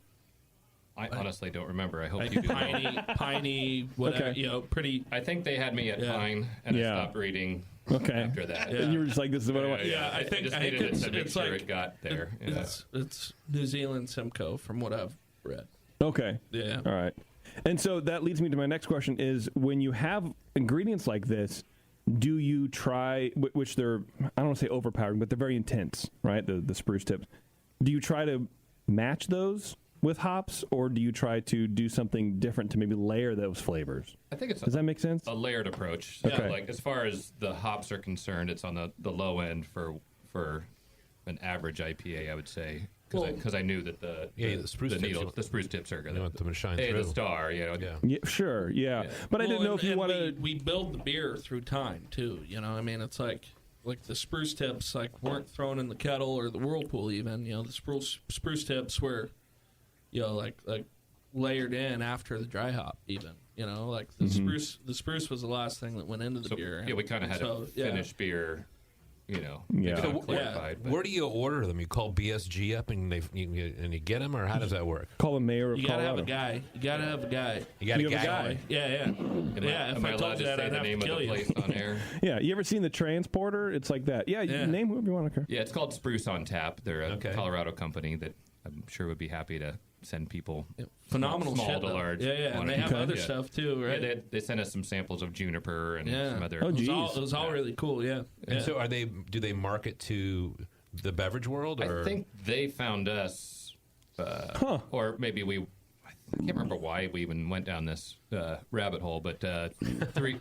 What else you got to do? It's probably the top search on Google. It's like the first link. Yeah. No. What's the name of the website again? The company? Spruce on Tap. Spruce on Tap. Yeah, and they kind of vacuum seal the bags, put a bunch of ice packs in the shipment, and give you some instructions on how to do it. Although they say to boil them, we kind of steeped them in hot water when we were ready to add them, and then that's the question, right? So you steeped them in boiling hot water, 180. Yeah, just enough to hopefully kill Colorado bugs. And you're dry hopping or dry sprucing? The first year I dry hopped, but I was worried I was going to overdo it, so I had a string so I can pull the cord and bring them back up to the dry hop port. Got a safety string, man. Things were going out of control. Yeah. I learned that was not the case. It took a week, and then next year kind of adjusted the quantity, the pounds per barrel. Was it too much the first year? I think so. Yeah. Okay. So the second year we stretched it, and then this year I think we kind of calmed it down or we didn't calm it. We balanced it. There we go. We balanced the beer. Hey, a look little at you. Yeah. There you go. But this year we tried a process we've done with some of the other like chili pepper beers where we put the spruce tips in nylon bags inside of a process keg, and then used a reliable pump that would not put oxygen in our product. Okay. And recycled the tank through the needle tips until we were happy with the samples coming off the tank. And you found that was worth the effort. Yeah, and actually, I got the spruce in 2 days instead of 5 or 7. Oh, wow. With the dry hop procedure. Okay. Yeah, you're getting a little physical abrasion on the oils that are in the spruce. Yeah, and so with that's the thing I was thinking too. It's like, how do you maybe bruise the tips to release some of the oils, or is the alcohol in the beer going to do that? 180 will do that, right? So okay. Like the heat. It'll like soften the cell walls or whatever? Okay. Yeah. All right. And then the recirc just, you get to sit there and 2 days. I know we go on with our business, and every couple of hours, smell it, and obviously it's not carbonated or anything like that. But you kind of can imagine that if you've made a few batches of beer. Yeah, and I mean, shaving 3 days off your production time is everything. Yeah, I would imagine, right? Yeah. And then just knowing that once you hit stop, it's, you don't have to package the tank or quickly move it to another tank that probably doesn't exist or isn't ready for your beer. So That's good, man. Yeah. I keep thinking, I don't know. This is, I mean, honestly, I didn't know what this was. I smelled it. I was like, what is going on here? I was like, come on, you've been doing this for 25 years, Sully. Fucking figure it out. Yeah. But it's I was the like, torpedo method. Yeah, but That's all it is. It's the torpedo method. But it's just this. I mean, it's just so interesting. I mean, Yeah. it's kind of, I'm kind of blown away. Yeah. I keep thinking Huel Melon would be good in here too. Yeah. Yeah, it would. I love that hop. That's probably my favorite hop that I don't brew anymore. So what do I know? I'm wondering, like, if you don't even add any hops, like, a dry hop with it, maybe you just dry spruce it. Like a Gruit? Well, I mean, with a dry hop. but Right. I like the way you said that, though. Like a Gruit? I'm trying to show you Look that who has the big brain over there talking about Gruit. that I know things. It's very important to know stuff. Well, can I have more of this? No. Yeah. Okay, that's fine. Don't let him. Hey, right here. Yeah.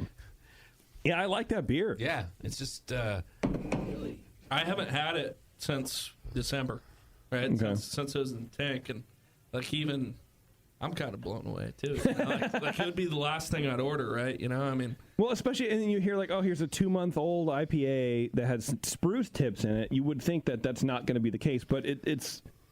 It's bright. It's there. It's all, It's yeah. kind of I guess in my head, I'm going, it's going to smell like spruce tips.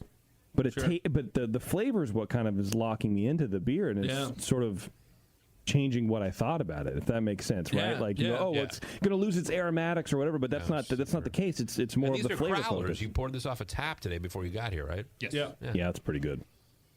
All right, well. All right, we're going to take a break. We got a winner. We got a winner. And the Pilsner and the Pale. Yeah, that's good stuff, boys. Everybody hit a home run today. Appreciate that. Everybody. All right, hang on, everybody. We're going to take a quick break. We're going to come back. We're going to try, I think, 3 more beers, 2 more beers, 3 more beers, 2 more We beers. have 3 more on the list. We're We'll in do what we trouble can. too with All what right. we're pulling out. We'll at least do 2 for sure. We'll try to do the 3rd. And we'll be right back with the fellas from Shadow Puppet. Hang on. This is the session. Hey, motherfuckers, this is Doug from fucking Society. You're listening to the session on the fucking Brewing Network. Fuck you. All right, everybody. Thanks a lot for sticking with us. Shadow Puppet Brew. Yes, Sully, we're back on. That's why I'm speaking in loud tones. In loud tones! Warn us.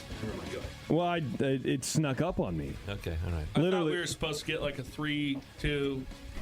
No, it's not TV, that was the baby. silent one. This is Y'all can't see that, but I did a 1 with my hand. And you're supposed to be silent. That's The red very light. good. The red light comes on. Yeah, That's right. It was 3, 2, 1 beer cups being put on I've the watched table. Howard Stern. Where is the red light? That's right. We have it's on the outside of the door. Well, how does that help Yeah. me inside? It doesn't. We talked about this It should make earlier. you comfortable inside. Are we on the air? I'm sorry. Yeah. That's right. Yes, we're live on TV. I don't know. Oh God, here comes Bev. Bev is doing a blending experiment right now with my beers. Nailed it. Before we get to these beers, Beersmith, former homebrewers here in the room. Everybody knows Beersmith is the best place to go for your beer recipe software. I don't know why I said it like that, but I enjoyed it, and I'm going to speak in tones the rest of the way. Beep, boop, bop. It's on my beep. phone. Is it really on your phone? I use That's it what all the you're doing? time. Yeah. I love Beersmith. It's really do good. too. Go to beersmith.com. The best part is it's 21-day free trial. So you don't have to worry about anything. You don't have to pay for Just it. Nothing's buy it. free anymore. No, you should just get this software. It Just is buy it. insane. I mean, I've been using it for years. I completely agree with Yeah. Sully.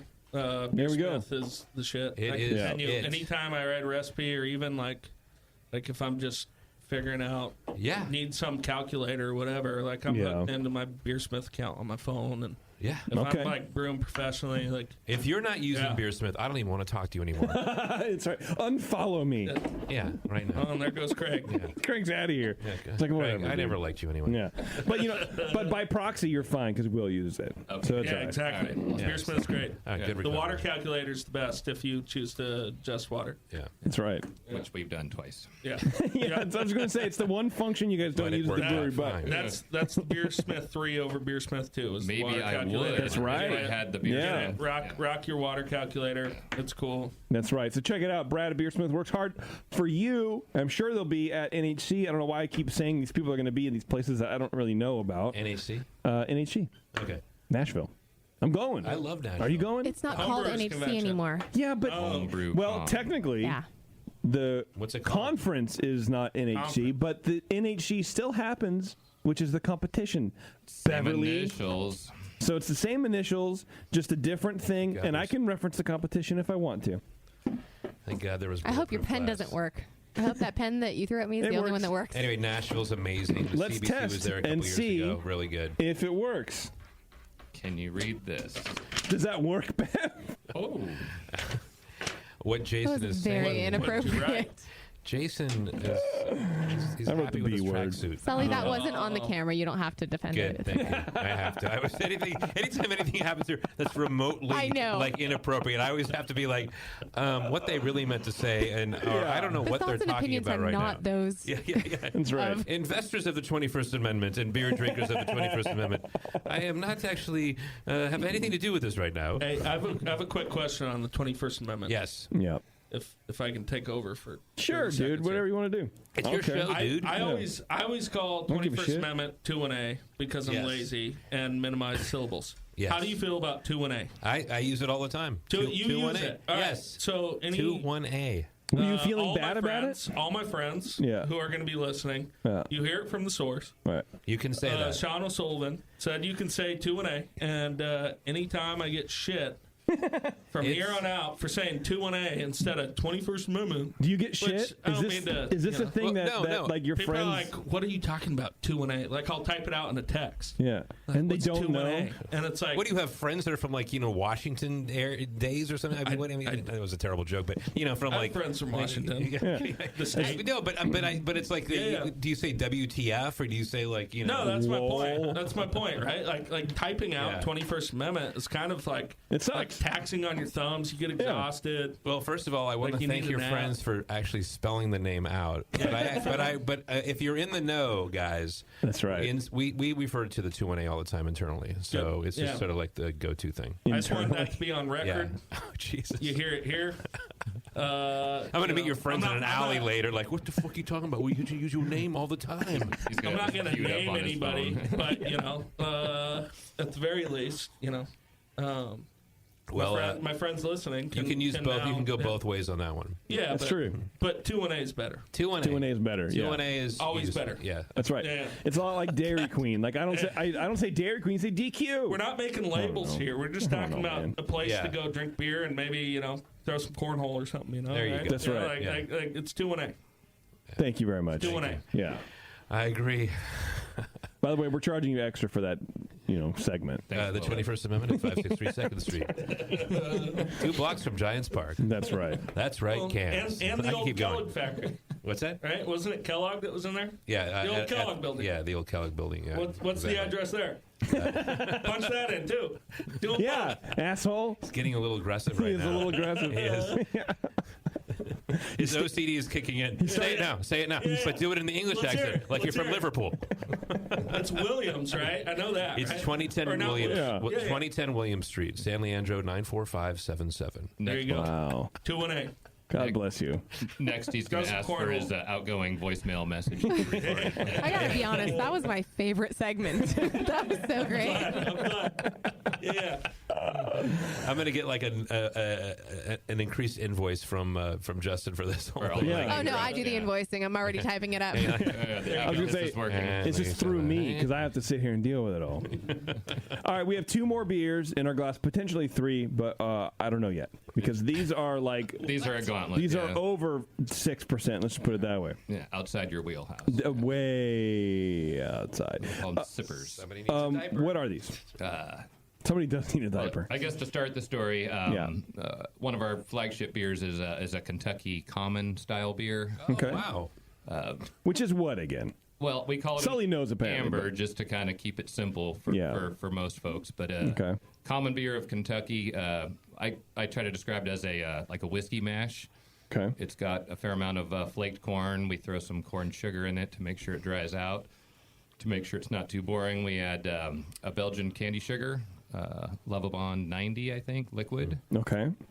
And we also add rye, kind of like a good bourbon mash would have, and a little bit of Carafa dark malt just to kind of take it into the amber category.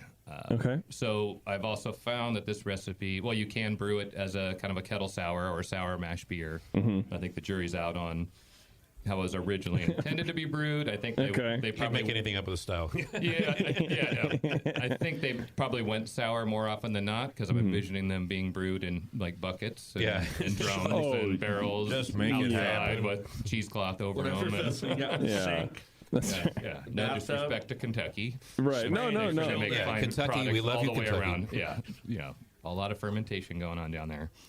But so since we've had that beer since day one, it's done well for us as an amber, which is not the easiest category to do well in these days. So to have made money off of it is good. I'm glad other people are getting a chance to try an amber ale, even though it's a little different than like an American amber with hops and all that stuff. And it's 9%.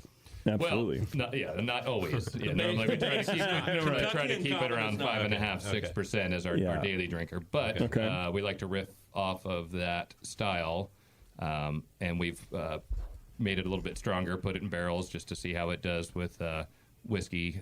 Soured bourbon it. barrels. We have a kettle sour version.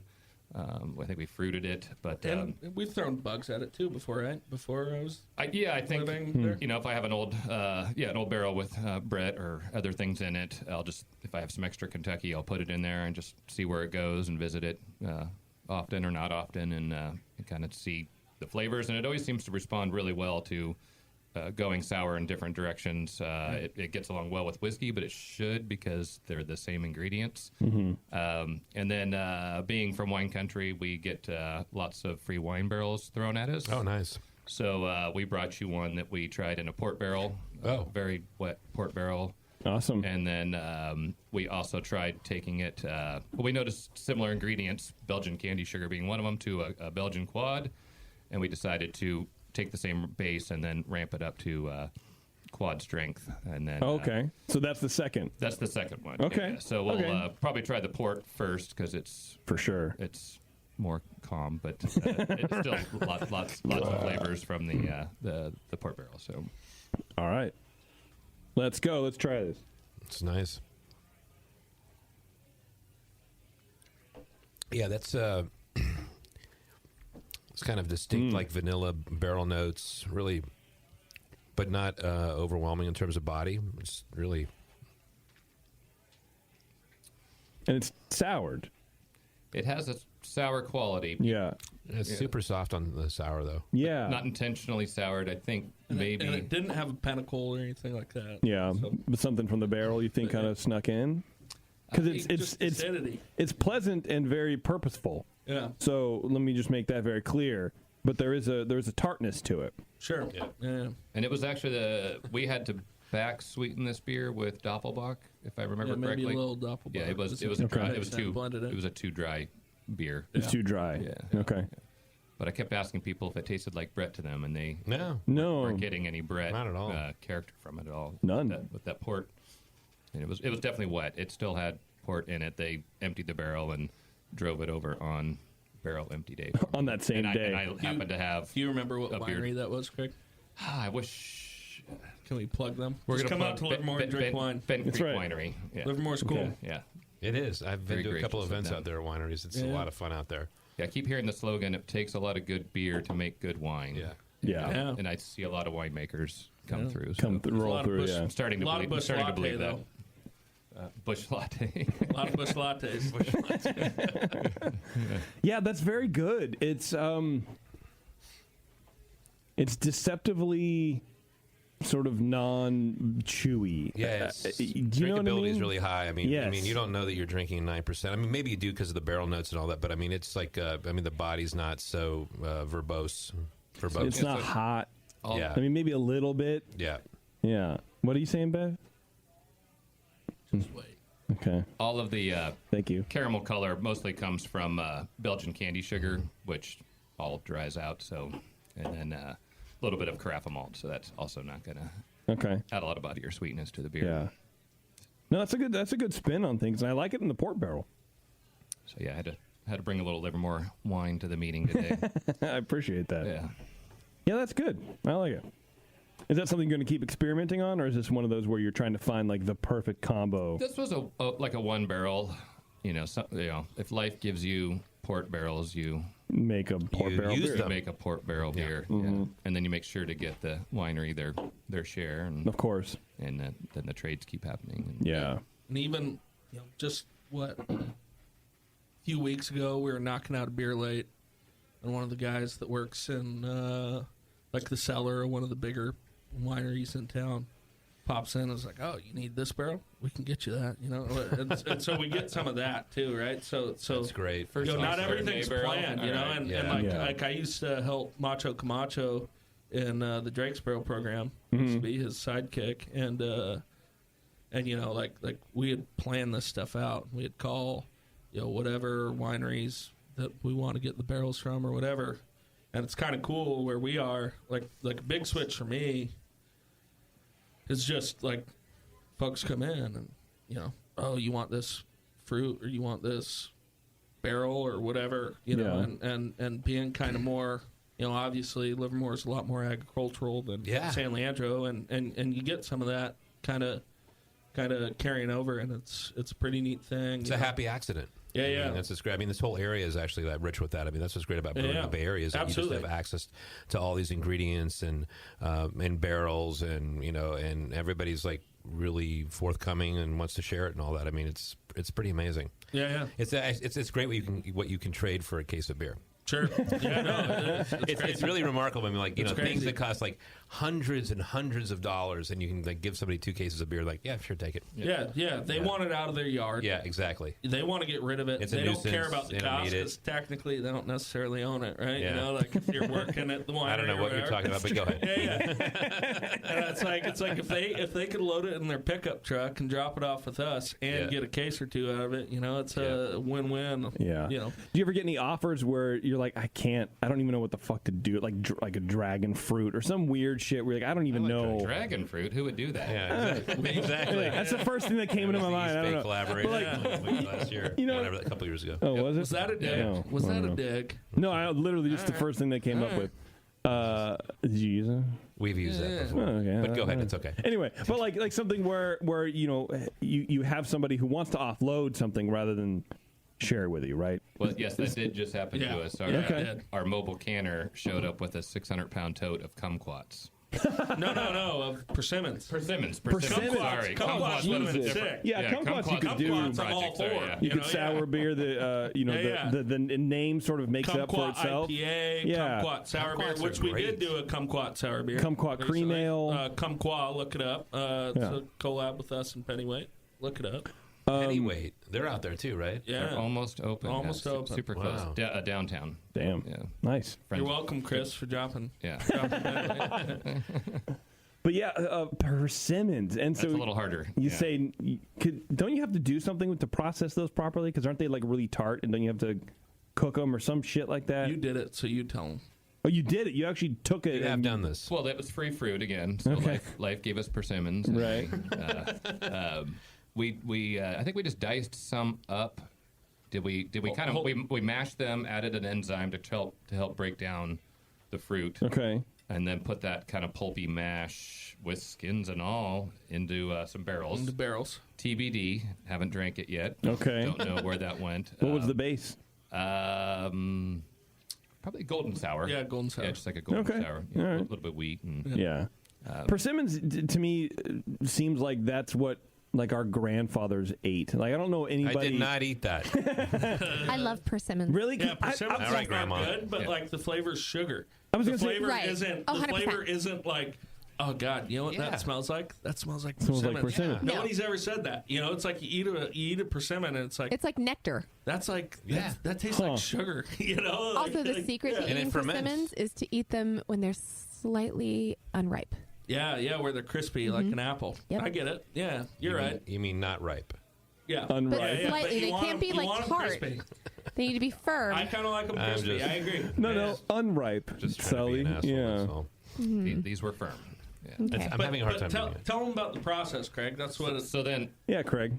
Craig. that's why I'm Step here. up. Yeah. So the first I don't know, half of the tote we used, those the chopping, the mashing, which was a lot of work, and then the enzymes in the barrel. We're letting the bugs, the Brettanomyces and Lactobacillus, work on those. The other project we had was another version of the Kentucky beer, which I didn't bring, where the kettle sour took the beer too far, I thought, and it needed some back sweetening, and the persimmon sweetness is nice. So I figured we could just add some juice because it's post-ferment. Probably still have to worry about it fermenting after the fact, but hopefully we'll These go through things the happen. batch. Hopefully we'll go through the batch quick enough and nothing will explode. But Will brought in his home juicer. It's a very nice home juucer. It's a small Huron. Yeah. Oh, wow. It's got a lot of horsepower Look for a them home up juicer. for payment. I just. All right.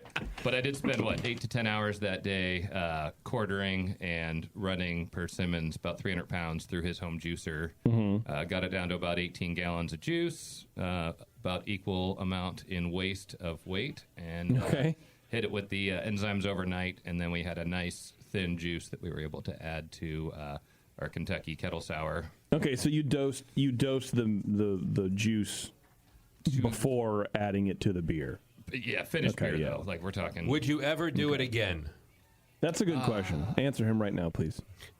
I would please quickly. I would have an intern. I would try to find a better way to create the persimmon juice. I imagine there's persimmon puree or something out there. Yeah. Someone has to be I doing don't it. think my you don't want to ever do that. juice was better than Oregon anybody Food else. Products probably has aseptic persimmon but puree I you could wouldn't use. pay Oregon fruit product prices for persimmon puree, right? Because it is. So you would not the use it flavor again? is sugar. Yeah. No, It's totally sugar. use it again because there's a bunch of persimmon growers in Northern California. Yeah. So you can get it readily, but it's like an awkward thing, right? There's no flavor. You could also get I won't say it's dextrose. flavorless, but like a blueberry, right? Like But the if I blueberry have has to no pay- real flavor. If I have to pay the same for Montmorency cherries that I do for persimmons, I am buying the fucking cherries 9 times out of 10. of course you would. I can say. Sure. So you're never going to use it again, is what you're saying. You can't say the word cherry though. You can Well, say fuck, but no. No, yeah, cherries, we cannot say that here. Stop. Well, I have to beep all this use out. Those tiny stone fruits. Yeah. I can Like low they have loquats. tons of flavor. Yeah. Okay. Because they're acidic. Persimmons aren't acidic, and that's the problem when you're putting them into something that dries out, right? Or something that ferments. Yeah. You want something acidic. Sounds like a lot of work for sugar. It really does. Yeah, it was. but it was I'm hearing no. free sugar. I predict no.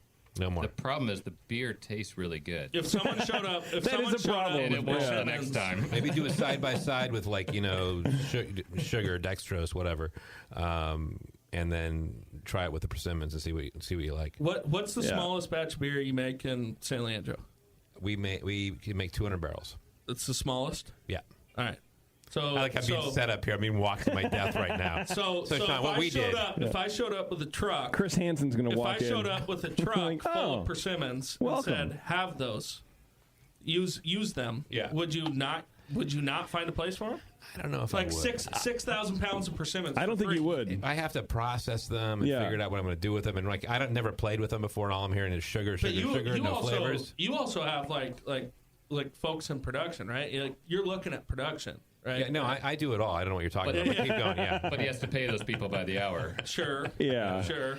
no, we have people that work there. I mean, obviously, I'm just saying. No, we I'm can't just blame saying- you for taking them. I'm saying, but I don't know if I would. It Economies sounds like, of scale. It sounds like, would you do it I again? wish though? we had them. I wish we had the beer because that's the conflicting thing, right? Like Okay. it was a pain in the ass, but the beer turned out really good. turned out really good. And I don't Then know. I there mean, you So go. you would do it Yes. again? I would Probably. I think I would take a free tote again. Yeah. For sure. Yeah. But if you triple your production and you had another free tote, you'd probably I don't know. If we had to pay the Oregon That's a fruit lot. product Make it prices, tap room there's side work absolutely of course no you for way. the whole weekend. That's right. Yeah. Let's talk about the spruce beer again. Well, actually, let's shift on to the Hot rod. the quad, hot rod. Yeah. We're calling it a quad. Okay, it's the same base as the Kentucky, right? Sort of. Yeah. Okay. Same base recipe, scaled up asymmetrically, not linear. Yeah. So we That too. leaned heavy on the Belgian candy sugar aspect of it. Okay. And then when that wasn't getting me to the alcohol I wanted, and it was the weekend. You added persimmons. Keep going. No, worse. I went to Smart and Final, and I got a grocery cart full of sucrose. Okay. All right. So collaboration with Smart and Final. Keep going. Yeah. We're hoping to get some free ribs. So I just got an extra 200 pounds of sugar, made my own syrup over the weekend because I wanted to keep feeding the ferment to... You made your own syrup? Yeah, just... yeah, you have a problem, I think. Yeah. Well, I've got a little... It's not kimchi. Yeah, it's not kimchi. What's the ABV on this? It seems hot. Yeah, it's over 13. Oh, hey. Yeah. Oh. So there's a few questions here. One is at what point do you... I don't know. Let me back up. If it was me, I'd be like, well, fuck, I fucking messed up. It's not getting me the alcohol that I need, right? And I would be upset at myself. I wouldn't know to just... All I could do was buy 200 pounds of sugar and make my own simple syrup and then add it back in. So this was kind of a... do you want to step in? You want to? Yeah. So this why not? We haven't heard enough from Will yet, so go ahead. No. Well, this was just my bad, right? So we were planning. We were planning on. Yeah. What happened, it. Will? We were planning on feeding it, right? Throughout X amount of time, whatever. Like, wouldn't this be fun if we kept feeding it? Kept feeding our Kentucky beer. Make sure it was dry. Wouldn't this be fun if we made beer? Yeah. Okay, right. But different. Yeah, that's right. And then I'm brewing. I'm like, oh shit, we're pretty efficient here. And so you're all, I got a swagger in your step. Yeah. I got this. Yeah. Guy. So my target efficiency was way way lower than what my actual was, right? And like a good shift brewer, I go to water it down. Team player. Okay. And I watered it down, but the problem with watering it down is that we had this planned amount that was going to turn into syrup to feed it and whatever else throughout like a week period of time, right? So you were going to take some of the wort to make syrup to put back into the fermenting beer? Yeah, we're going to add. That's cool. I've never heard of syrup and whatever else, and it was a project you did brew years ago, and 2 products, knowing you're going to reunite them at the right time to make magic. Yeah, is that something you've done before? To not stress your yeast out, to ensure that you get a dry product. That part I get, right? and that makes total sense, but... Taking the wort to do that, I've never heard of anybody doing as that. a base. So we took some of the base wort off to the side and then over sugared it. Just boiled. Okay, right. I think that's pretty cool. Have you done it? Water. Have you done it before? Is that something you've done before? I had. Yeah, I think. Yeah, no, I think. Yeah, I've done that with a stout before, trying to. I've never heard of that. Achieve. I think all homebrewers go through phases of. Trying to make a basic beer and then try to get it off the charts, and then you come back to reality and just try to make a good basic beer again. Yeah. I've never done that. But so our starting volume was too high, and so our syrup did a lot less than we intended. Have the intended effect, therefore, and that's where that's where it happens. So that was my goof. Like, I was all excited. I'm like, we're gonna get a ton of volume on this thing, like not thinking about the sugar a week later. And Craig's kind of like, I made gold. You just kind of fucked us, dude. And so he ran to Smart and Final, grabbed sugar, and you were getting caned in the brewery while he was fixing your mistake. More like public, like I publicly shamed myself. You were I do that, You walked anybody that asked, I fucked up. Now you walk down the streets of Livermore, just throwing shit on yourself, yelling shame. I got you. Just covered myself, butt naked. Yeah. Went from the donut wheel. I fucking love that goddamn place. Yeah. Donut wheel. See, I've said it on this show. The best breakfast you can ever have is donut wheel donuts and ice cold Newcastle. Really? Oh my God! That makes sense. Wait, hold on a second. I don't know what really what does. Is donut wheel. It's like the oldest. It's like the oldest donut shop in the entire universe. It was like opened in the '60s, before my family even moved to Livermore. And it's it's still there. The fucking it's still not there. even the best donuts in town. No, they're just everybody donuts. Goes there anyway because it's a donut wheel. Yeah, there's a big arch on the thing. They do the Hawaiian ice thing where you can get like an ice cream with shaved ice over the top. Oh yeah, hell yeah, cool. Yeah. In the summer they run that. Wow. Yeah. Okay. Sweet. Because it's 120 I sense degrees. a collaboration with them. Yeah. Right. Yeah. No, that's not a bad idea. You should collab with them, dude. Do a pastry stout with a bunch of throw donuts in the mash. I'm sure that'll work. That'll happen. Like a maple bar or some shit. We've kind of been doing some pastry stouts lately. That wouldn't be. Yeah, you got one here. I don't know if we'll get to it because we're still digesting this quad. But yeah, we might. I would like to try that one real quick. I think we should. Yeah. Well, let's finish with this quad. So, quad, because it's cool. So you made simple syrup over the weekend. how much simple syrup does 200 pounds of sugar make? Because I've done it with like 2 cups of turbinado sugar. I think 15 gallons of water turned into 30 gallons of syrup. Yeah, it's like damn 1 to 1. Yeah. How long did that take you? All weekend? No, I wasn't trying to caramelize this. We have like 2 or 3 barrel kettles too in there. Point. Yeah. Okay. We have like 2 or 3 barrel. Like we have. There's already so Craig's homebrew system. Yeah. Is like bigger than a lot of nano breweries. Yeah, you right? air quoted that for a reason, I bet. Yeah. So his homebrew system, it used to be in his basement, dude. It's like 100 gallon tanks. 80 gallon pots. Yeah. Oh, okay. So it took you one run to to make like the syrup? half of one of those. Oh, okay. Yeah. I was really impressed for a I second. know, you were but like, he now was I doing don't- like 1 cup at a time. You're like it took him 4 days. Over a camping stove. Yeah, I got my like 2-quart stock pot whenever I make it. San Francisco studio. Yeah. Charcoal. Yeah. And then we weren't trying to get color. We made the cane sugar from the cane we've had flown over from Hawaii. That's right. Packed in ice.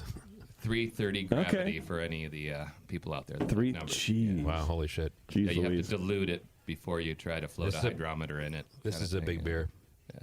Yeah. So then we also we messed around with some chips. And Will toasted them because he's kind of a connoisseur of cooking. Brought in his cast iron pan and toasted chips, acacia, and oak.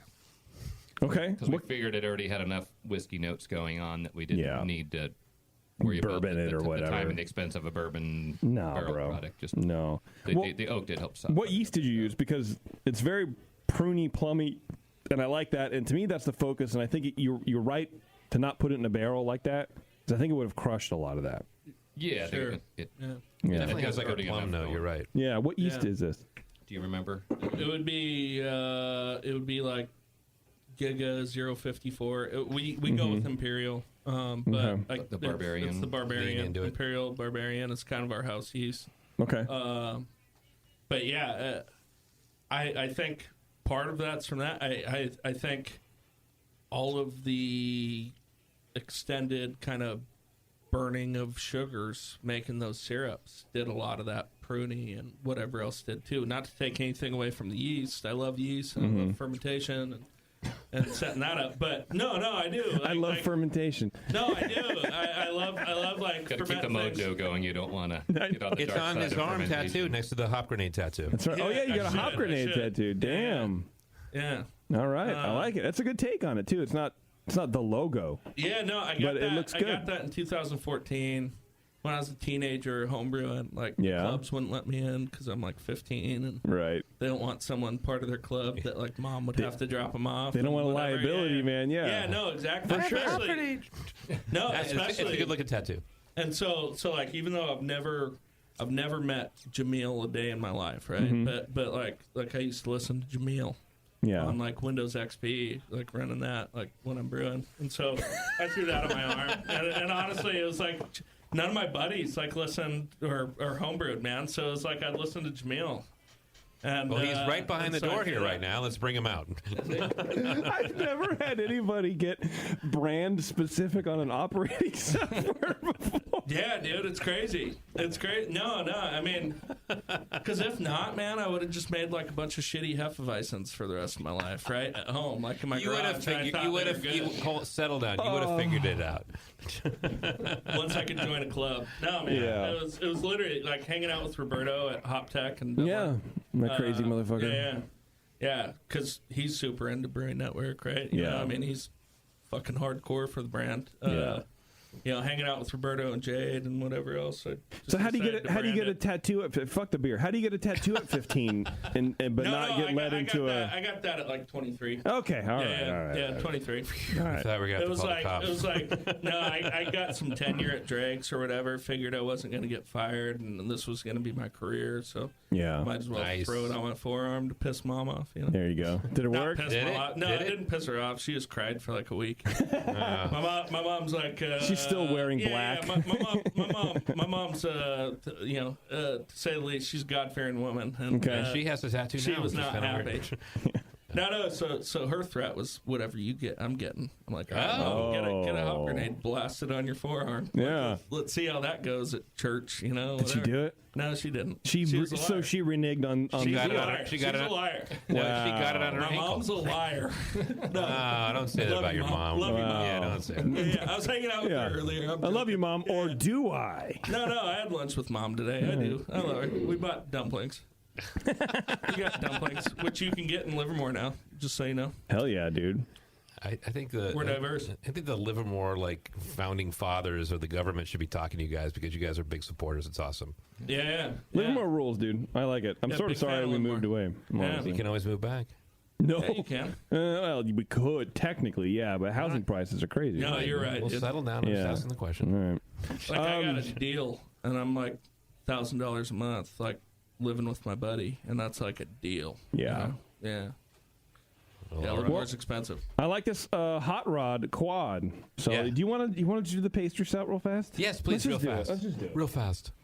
It'll be Yeah, our- let's open our it up. I mean, dessert. I'm a fan of the style, so that's why I want to try it. So it's for selfish reasons. So this was a collab brew with a new brewery out in Brentwood called Imperial Beer Cafe. Oh yeah, that's Vito's John, right? Fair Yeah. Project, I think, is how they changed it, right? I'm ready for that because that's like 20 minutes away from me. And I think that's how far I am. Yeah, they hosted a thing here with the 5 collab beers. So this was one of the 5 collabs. It was kind of Oh, then I've had this at here. No, I don't come here. At That's not good for the brand. Hop Asylum. This is the only place Yeah. you in drink. Brentwood. Yeah. And that This was is the the only old place you drink. Imperial. Yeah. Yeah, but it's 30 minutes away from my house. Yeah. I'm over here. Thank you. No. Who said that? I don't know. Thank you, sir. Oh. Yeah, don't worry. Your guest took care of me. Serve your elders first, I guess. Exactly. Get on it. Bev, do you want some of this? Oh, wow. What is going on here? Let's talk about this aroma right now. This is like... this is called thick mint with 3 seeds. yeah, I didn't even know that it had mint, that's but important. I can... Bev, do you want to try this? The amount of seeds should have are some. the most important part of the beer. Yeah, so another beer where we added stuff using that whole process of rotating the beer through a tank full of ingredients. But wow. Mint, nibs, and vanilla. Vanilla. Yeah. Girl Scout Thin Mint with a kick. Super high gravity, super high mash temp. Hardly any of the sugars actually ferment, but yet it's still 9% alcohol. So, Wow. Yeah, I feel like if you run out of oil in your car, you could use this to get down the road. It's very viscous. Yeah. Yeah, that's the thick. And then Where did it finish? Do you remember where it finished? Yeah, what's the... I don't think it ever did. Can I get diabetes from this? How pastry we are with our pastry. I want to say the OG gravity would be, 133, and finishing was in the 60s. Use a calculator. Will can translate to Play-Doh if that helps you. Yes, Yeah, please. it's like it finished like 16, 17 Play-Doh. It finished at 16. God damn, dude. And you know what? But did it ferment out, or is it like? Yeah, is there that was- like you have that to keep was this? You fermented have to out, keep this thing cold. It fermented out. The mash temp was like 158, 159. Like we purposely didn't want it to. We were sitting ferment. there, and we kept it warm for a while too, Dude, this just to is- make sure, right? Bev's going back for another pour, so there you go. we don't want it. Mama to blow needs up. the juice. We don't. Yeah, she does. But yeah, we don't want it to blow up, so we made sure that Give it it was time. fermented out, right? And Yeah. So you fermented at 158. no, we mashed at 158. That's what I said. You Imagine we use fermenting at 158. I know, it's so funny. Isn't it? We use barbarian. Yeah, it is, Sully. Okay, all right. We'll talk about it after the show. So, what was the OG? Say it again in Play-Doh. 18. If it was like Was 130 specific gravity, so it was like 45 or something like that. I don't know. Play-Doh, yeah. Something And stupid. it finished at 16? Yeah.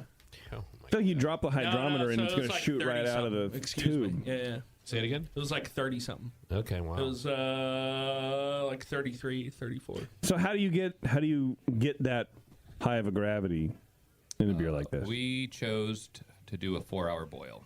Okay. We chose it. Smart. We chose. We as a group of collaborators, which worked out. It was a collaboration where we got to hang out and I was gone that day. slowly walk out to the food truck on a Saturday and Turn to your kill assistant 3. brewer. You got this.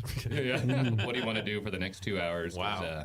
Yeah, Will set us up with a clean tank that weekend, and That's, just watch TV and wait for it to be Thumb done wars, boiling. Yeah. rock, paper, scissors. Sounds like the easiest brew day ever. What else is going on in here? I think nibs just to get more chocolate flavors, vanilla. Where'd you add those? This was the process where you put everything in a tea bag, put it in a process keg for us, 15-gallon Sankey with a 4-inch Making like a top. tea. Yeah. And then hook up a pump and then slowly rotate the tank through the ingredients. And Make sure your tank's well tubed before you do that, too. Yeah, I think we pull from the racking arm. You pull from the racking arm, put it on the bottom, then insert it back into the bottom. But if anybody wants to kind of use that technique, make sure you're well tubed. Otherwise, you just make your beer a swamp. Yeah. Okay. Yeah. I can imagine. And then the yeast bonds with like whatever nibs or chilies or whatever you're doing. Mm-hmm. The yeast will bond, and then you can't get the oils. Yeah. This is insane. This beer is insane. I mean, it's like there's so much flavor going on in there. I mean, it's just that mint component with the chocolate and the sweetness and the rich malt flavors. I mean, it's wild. I mean, I couldn't drink a pint of it. No. But that's not what it's made for, I guess. Well, yeah. We sell a lot of beer in 4-ounce tasters. Of this beer? Of just in general? In general. Okay. What do you charge for that? Maybe $7 for a 10 or 12 ounce. Yeah, that's good. Yeah. Pour. And then, $3-4 for the 4 or 5 ounce tasters of it. That's good. And I bet you more of this beer gets served in flights than... Oh, for sure. Than the big pours. But we sell crowlers here and there. So, I like it. What was that pastry beer that we had? It was like Cellar Maker something number 5 program. What was the bricks you measured just for kicks? So from what we measured, off the can. Tim, I'm sorry if we're wrong, but it was like it finished at like 24 to 26 Play-Doh. Wow. Yeah, so this isn't the sweetest example of style. Yeah, so we just threw it on our kind of electric tabletop, electric bricks reader, right? That you get from GW Ken or whatever, and sure, and It read like 24 or 26 bricks remaining in that beer, which like alcohol will screw it up. Typically, I believe the alcohol will make it lower even. And they made this beer with sesame and fortune cookies and all sorts of stuff. Whoa, slow down. Fortune cookies? Yeah. Like how many? I don't know. Go talk to Cellar Maker. Oh, I think you're talking about this. I think you're talking about this beer. No, so our okay to make a beer that finished at 16 Play-Doh was that Cellar Maker was making one that was selling and doing well and people loved. 10 Play-Doh like higher than ours is how it finished, right? Good gravy. So like that was kind of where it was like, yeah, fuck it, let's go for it. Let's make it stupid sweet and but still restrained. Yeah. That's of course right. Yes. No. That's kind of sure. Yeah, it is hard to say like, oh, beer like this is balanced or it combines well because it doesn't. Everything matches well. It goes together, but I wouldn't ever call it balanced. It's delicious for this sort of project. Right? Yeah. I think that's the key when you're making something. If you're committing, if you're saying, it's gonna finish this sweet, you have to have kind of a ton of stuff going on, right? Yeah. Otherwise it's just Otherwise coin. It's gonna be sweet. Yeah. So that was kind of the thought process. Like if it finishes, if it's strong in alcohol and it finishes strong in sugar, we can throw whatever we want at it and as much of what we want at it, and it'll hold up, right? Like we could buy whomever out of vanilla beans, and it's still going to be like, oh yeah, that's vanilla. So not like holy shit, that's vanilla. Yeah. So that's kind of, I think, the nice thing when you're making that pastry stout and letting that finishing gravity like live really high is that like if you're planning on adjuncting the hell out of it, like it really holds up to adjuncting the hell out of it. And yeah. What's the bittering on this? I mean, what do you Did you measure it or figure out like what it could be possibly, or did you add hops? Maybe 40. It was like 45 IBU just by software calculation. Yeah. Okay. Yeah. Wow. Okay. Yeah, but with that much sugar, you can't. Whatever. You can't taste the bitterness. Well, I mean, but there's a backbone there. It does some bitterness. It's still beer. It's still beer. Yeah, for sure. Yeah. Well, fellas, thanks for coming in. I appreciate that very much. Some good stuff. Yeah, these are great beers, guys. Yeah, thanks for having us. Yeah, thanks for having us. I got to say, I think my favorite is either the pale or the Pilsner, which would surprise nobody. Yeah, I keep drinking secretly off. Yeah, I saw that. I mean, I keep drinking secretly the needle tip. Yeah, that was good. No, I like that. I mean, I like this pastry beer is a great way to end it. That was awesome. I'm glad we opened it up. Me too. Me too. I know Jason didn't want to do that, but I'm glad I fought him to the death on that. That's right. That's right. All right, everybody, you can go to, what is it, Shadow Puppet Brewing, shadowpuppetbrewing.com. And check it out. They got a lot. Their beers on tap on the website, which not a lot of people do, and I appreciate that. And you guys kind of have a ton of beers. A hoppy red ale. Who the fuck brews those anymore? I love that. That's like remnants from day one for me. Yeah. So I still have friends that I love help me drink it. No, that's good stuff, man. I like that a lot. Keep it on tap. German Pilsner, French Saison, obviously a bunch of IPAs, Baltic Porter with coconut. There you go. Golden sour with ginger and vanilla. And more persimmon beers coming soon. Persimmon. We're all persimmons. All right, everybody. Yeah, thanks a lot. I appreciate it, guys. Yeah. Yeah, thank you. And look us up on Instagram. Yeah, what's the handle? Yeah, what is that? I think it's at Shadow Puppet Brewing. All right. I'm double checking right now.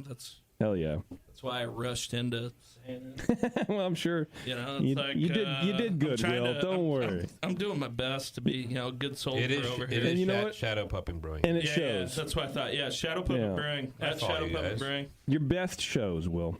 Yeah, we're kind of cool. Yeah. Sometimes, Come out for trivia tomorrow night.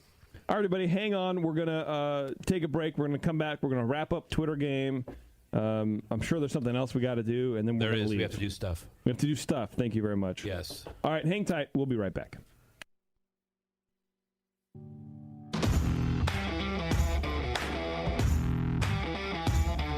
We haven't had this much fun since Doc fell off a stripper pole. The Brewing Network. All right. That was his beer. It is the Brewing Network. That was his beer.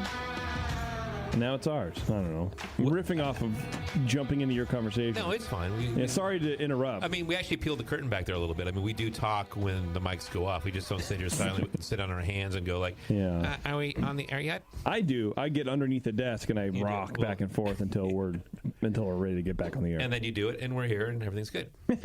That's true. We're going to do the Twitter game, but first, I want to announce this breaking news. For you. What are you laughing at? I don't know what you're about to do. It's breaking news. All right, what is it? This important PSA is brought to you by Manscaped.com. Okay? I love this copy so much. This is... You want me to read it? No. Actually, yes. I would love for you to read that. Okay. Yeah. Not because, I can't, but I would prefer it if... it's going to be classic. You read it. Breaking news. This important PSA is brought to you by Manscaped.com. This is your public service announcement. No, read that again, please. What? Read that word again. Manscaped. No, this is your... Oh, here we go. All right. Okay, you're going to get your money's worth here, by the way, Manscaped. This is your pubic service announcement. More than 18 months of research and development. The Manscaped, I can't read this. Give me you that. do it. Give me that. You lost me at pubic. Yeah, I know. That's it, because it's all in bold, first of all. And it's bold and black, which are a lot like my pubic hairs. We're just bold and black and there. I know. I've seen them. Keep going. Well, you have some. After more than 18 months of research and development, the Manscaped engineering team has confirmed they have successfully created the greatest ball hair trimmer ever created. What? Yes. Successful. I didn't know that was possible. Well, this new trimmer was just released only moments ago. I wonder if Will's mom is listening, because if she flipped out over a tattoo, I can only imagine. We're saying pubic. Say it, talking to the microphone. What the fuck's wrong with you? She might be. I don't know. She'll probably listen tomorrow while she's quilting. She's a quilter, like most old ladies. Praying and quilting. I think you got to be. At least classical old ladies. That's right. This new trimmer was just released only moments ago, everybody, and we are the first to confirm the new and improved Lawnmower 3.0 Manscaping trimmer is now available for purchase. This third-generation Manscaped trimmer features a cutting-edge ceramic blade to prevent manscaping accidents, which we all know can happen and are very painful and very annoying. It does happen. Millions of balls are about to be nick-free thanks to Manscaped's advanced skin-safe technology. Are they sure about that? They are 100% sure about that. Absolutely. Manscaped, that's one thing Is there they a stand money-back behind. guarantee? There might, you know what? I'll tell you yes. If you buy the Lawnmower 3.0 and it nicks your sack, I will personally refund you money because there's no way it'll happen. You believe in that? There was no way it'll happen. I believe in people that believe in the products that they're endorsing. I have one, and I haven't used it yet because I'm really waiting for everything to grow in, and then really come back at it. You know what I mean? Because I finally got a 3.0. Yeah, you know what I mean? were So a I want to. Before. Yeah. I am a total waxer. I'm actually 100%. Not now, Lawnmower 3.0. Yeah, I'm 100% hairless, and so I'm waiting for the plugs to take root to really, Anyway, if you use the Lawnmower 2.0, it's an easy transition because it's the same replacement blade with the new and improved skin-safe technology. And when we talk about a premium trimmer, we mean premium. The battery will last up to 90 minutes between recharging. That's a lot of scaping. That's a lot of manscaping. I feel like I could shave my whole body at that time. You probably could. Maybe my two best friends who, do y'all see me? I'm not a little guy. Yeah, Craig and who else? Do you want to show them your tattoo? No. I mean, I think your tattoo could benefit from this. Does he have another tattoo? Yeah, my tattoo artist could benefit maybe from this. Can we turn that camera off? No, I just have. Oh wow! Wow! It's still in progress. I got a lot going on. Hell yeah, that's good. Yeah, then your tattoo artist would appreciate. Definitely appreciate it. Maybe I'll buy him one for St. Patrick's Day. Is that the next holiday? I think you should. Sure it is. Why not? They've also upgraded to a 7,000 RPM motor with something called Quiet Stroke technology, which is. I'm not even going to go there. And let's not forget about the charging stand. Show your mower off loud and proud because this intelligently designed stand is a rapid charging dock powered by USB, which I have one. I can say it definitely charges very fast. If you're listening to me speak right now, you're one of the first people to hear about this life-changing product, even though we talked about it 2 months ago on the show. And I want you to experience it firsthand for yourself. Trim that junk of yours. Get 20% off plus free shipping with code, I think it's BNARMY. That's what it is. At manscaped.com. Your balls will thank you. Well, I'm going to tell you right now. Tell me right now. I'm buying one. One. You've convinced me. I'm going to buy one. You're going to get 20% off. I'm going to, because I'm going to use BN Army. And free shipping at manscaped.com. Yeah. All right, I'm buying one, and I'll come back in a month on a Monday and tell you how it was. Please do. Before and after photos. Yeah. Oh, you got to. with photos. Yeah. I'm not opposed to that. No. I'm a 20th or a 21st century man. There you go. Well, I think you're a 20th century man in a 21st century world. Yeah, that's probably what I think. It's a song about you. Is it a song? I think it is. Let's make one right now. Stop it. I think that quad is kicking my dick, dude. I'm going to have to give it a shot. Yeah, that quad is. I think you should. I'm convinced. I think you should, baby. Let's go. All right, Twitter game. Twitter game. Bev, Twittergame.com. Twittergame.com. Jeff Daly says. Whoa! What? You gotta say what it was first. Yeah. It's like you've never listened to the show before. Let's talk about the trackless system. I don't. As Justin prepares for his epic road trip, what's the first thing you think will go wrong? All right, and of course, Twitter Game is brought to you by the 21st Amendment with their Pete's Coffee collaboration. 1966 coffee IPA. And I really appreciated you bringing some in. I'm glad you're enjoying it right What's now. the 1966? You have to listen to the show. I can't tell you. All right. It would take a brewmaster IPA. We'll talk about it later. Go ahead, please. Jeff Daly says Justin gets banned from Texas for pissing on the Alamo during CBC. Could happen. Okay. It is small. It's a lot smaller than Justin banned. Okay, good. Gregory England says he wears one of JP's tracksuits and is mistaken for a Chechnyan gangster and arrested. Ooh. Tracksuit. First of all, I would never allow anybody to wear my tracksuit, but I will go with people to buy them because I think they're great. You have to go back 2 or 3 times to get them, though. You really do. I gotta go back this weekend to get the right fucking pants. I can't wear the other shit. I can't. Calm down. Just flashbacking. I'm flashbacking. Flashbacking. This one made me lol. Oh, shit. Mikkel Fitzer says. Mikkel? Yeah, Mykile. Michael. Mikhail? Sure. Justin finds out Mr. Moskowitz has turned off his company gas card. I don't get it. Because he's on the trip. Because he's on the trip, but Scott's dad. Scott turns. Yeah. Oh, Scott's dad cancels Justin's card. Got it. Okay. That's why I lolled. Canceled card. Dave says, and I just want to point out that Dave's Twitter handle is Wienertron. Okay. Everyone at Dave. Wait, he gets his wiener stuck in his zipper. That's the answer. Wienertron. It's like a full circle joke. I know. You think it's just a bot that insert? I've always wanted to make a Twitter bot to just insert dumb jokes like that. Wiener zip. Wiener zip. I almost spelled zip with an S. Okay, go ahead. I'm not very smart, you guys. But you're funny. No, I'm not very funny either. Zachary Armstrong says, but I smell. While getting into the bunker, he sits on one of his balls and has to make another ER trip, but doesn't have time to use the lawnmower. Ball sitting. Okay, I like it. And last but not least, can you imagine that ER trip? They've seen a lot of stuff in there. I've sat down pretty hard before, and I've sat on my balls before, and that hurts. But to go to the ER, to go to the ER, that's a good. To herniate one of them. You have to do some damage. You have to do some damage. All right, go ahead.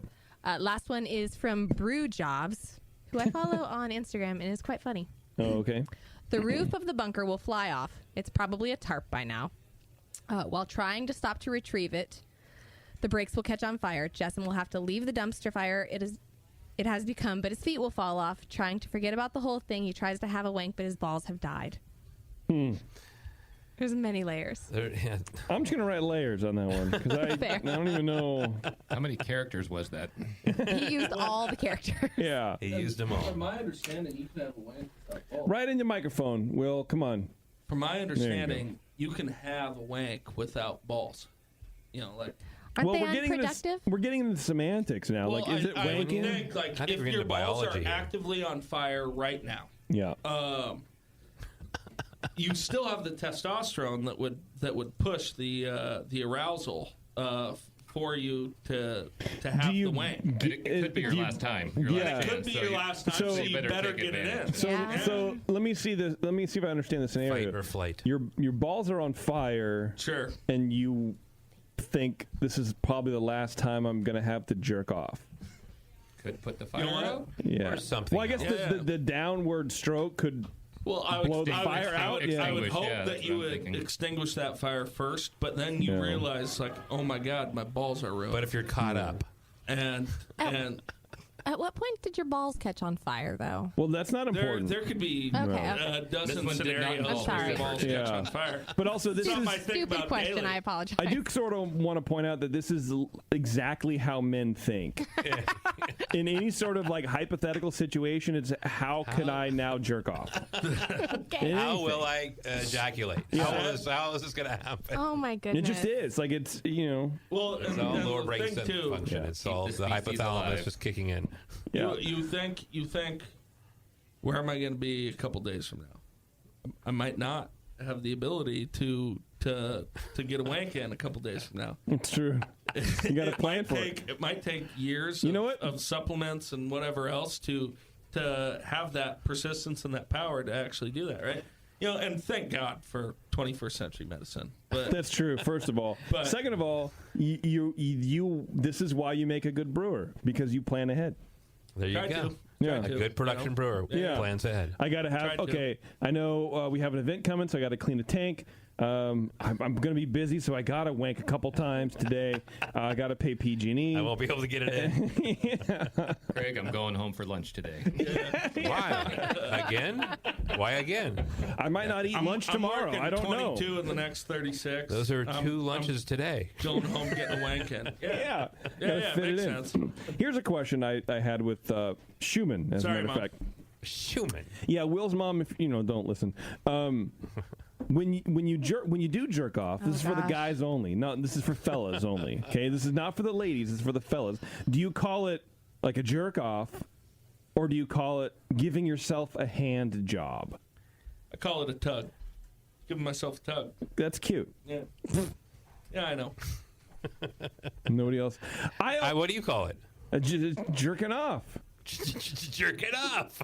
Schumann calls it giving himself a hand course job. he does. And I'm like, that's kind of the weirdest effeminate, like... Well, it's not effeminate. It's just really a long thing to describe something that's very, I guess not effeminate, but it's primordial. very... Yeah, like flowery. Well, that's what I told him. I go, it's not very manly because jerking off is very, like...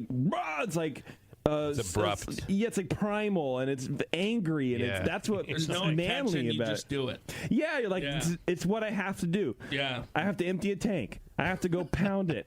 You know what I mean? Like, that's the thing. Yeah. But He's anyway, like... Maybe it's an What does he call it again?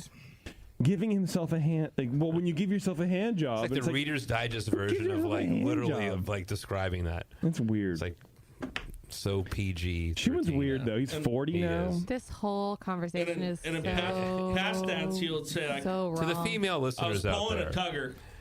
I just want to say that I'm not participating. That's right. All right. I wish I whatever. wasn't. That's all the show we have for today, Did everybody. we choose? Wait, we got to choose the winner. You got to like. You're just thinking about what you're thinking That was a good about. effort. I got to go to the bathroom. The winner is I'm not number gonna say 2. why. Oh God, stop it! Okay, so we have Jeff with Justin's. I can't read my writing, so I'm going to assume that says Justin's boners. Well, I was Nope. going to say keeping with the rest of the show. That's pissing on the Alamo. Okay, Justin Band. Greg, tracksuits. Yep. Michael, Mikael. What does it say? Canada, Vancouver. Canada, Citra. What the hell did you? Moskowitz turns off his gas card. Oh, yeah, that's right. Okay. How are you getting that? Dave, Wiener zipper. Weenie BJCP. Zach, ball sitting. That's one I wrote out legibly. You and like then that one. Brew lavers.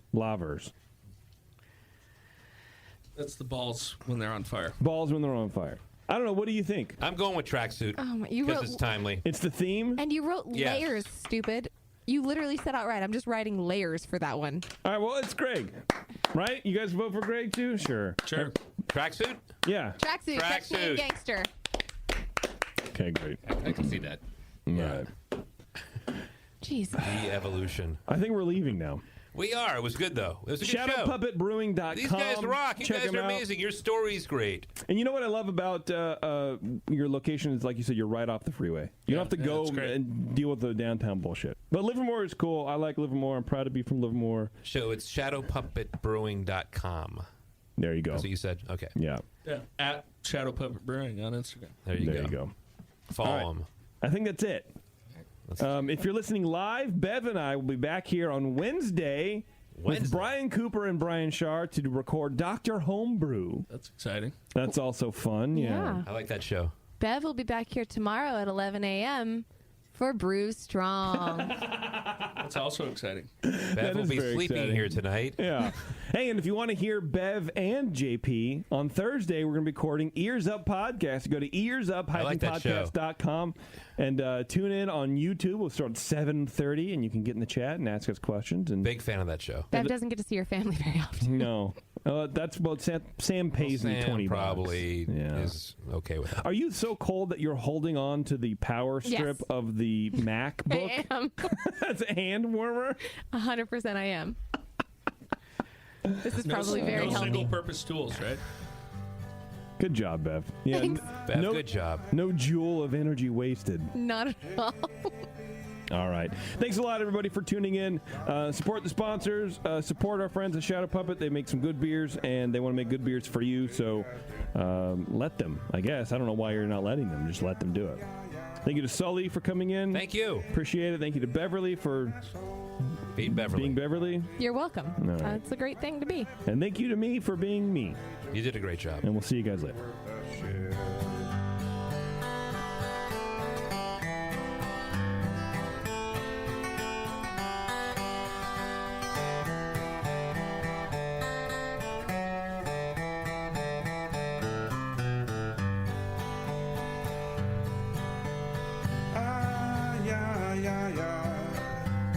JP's an asshole.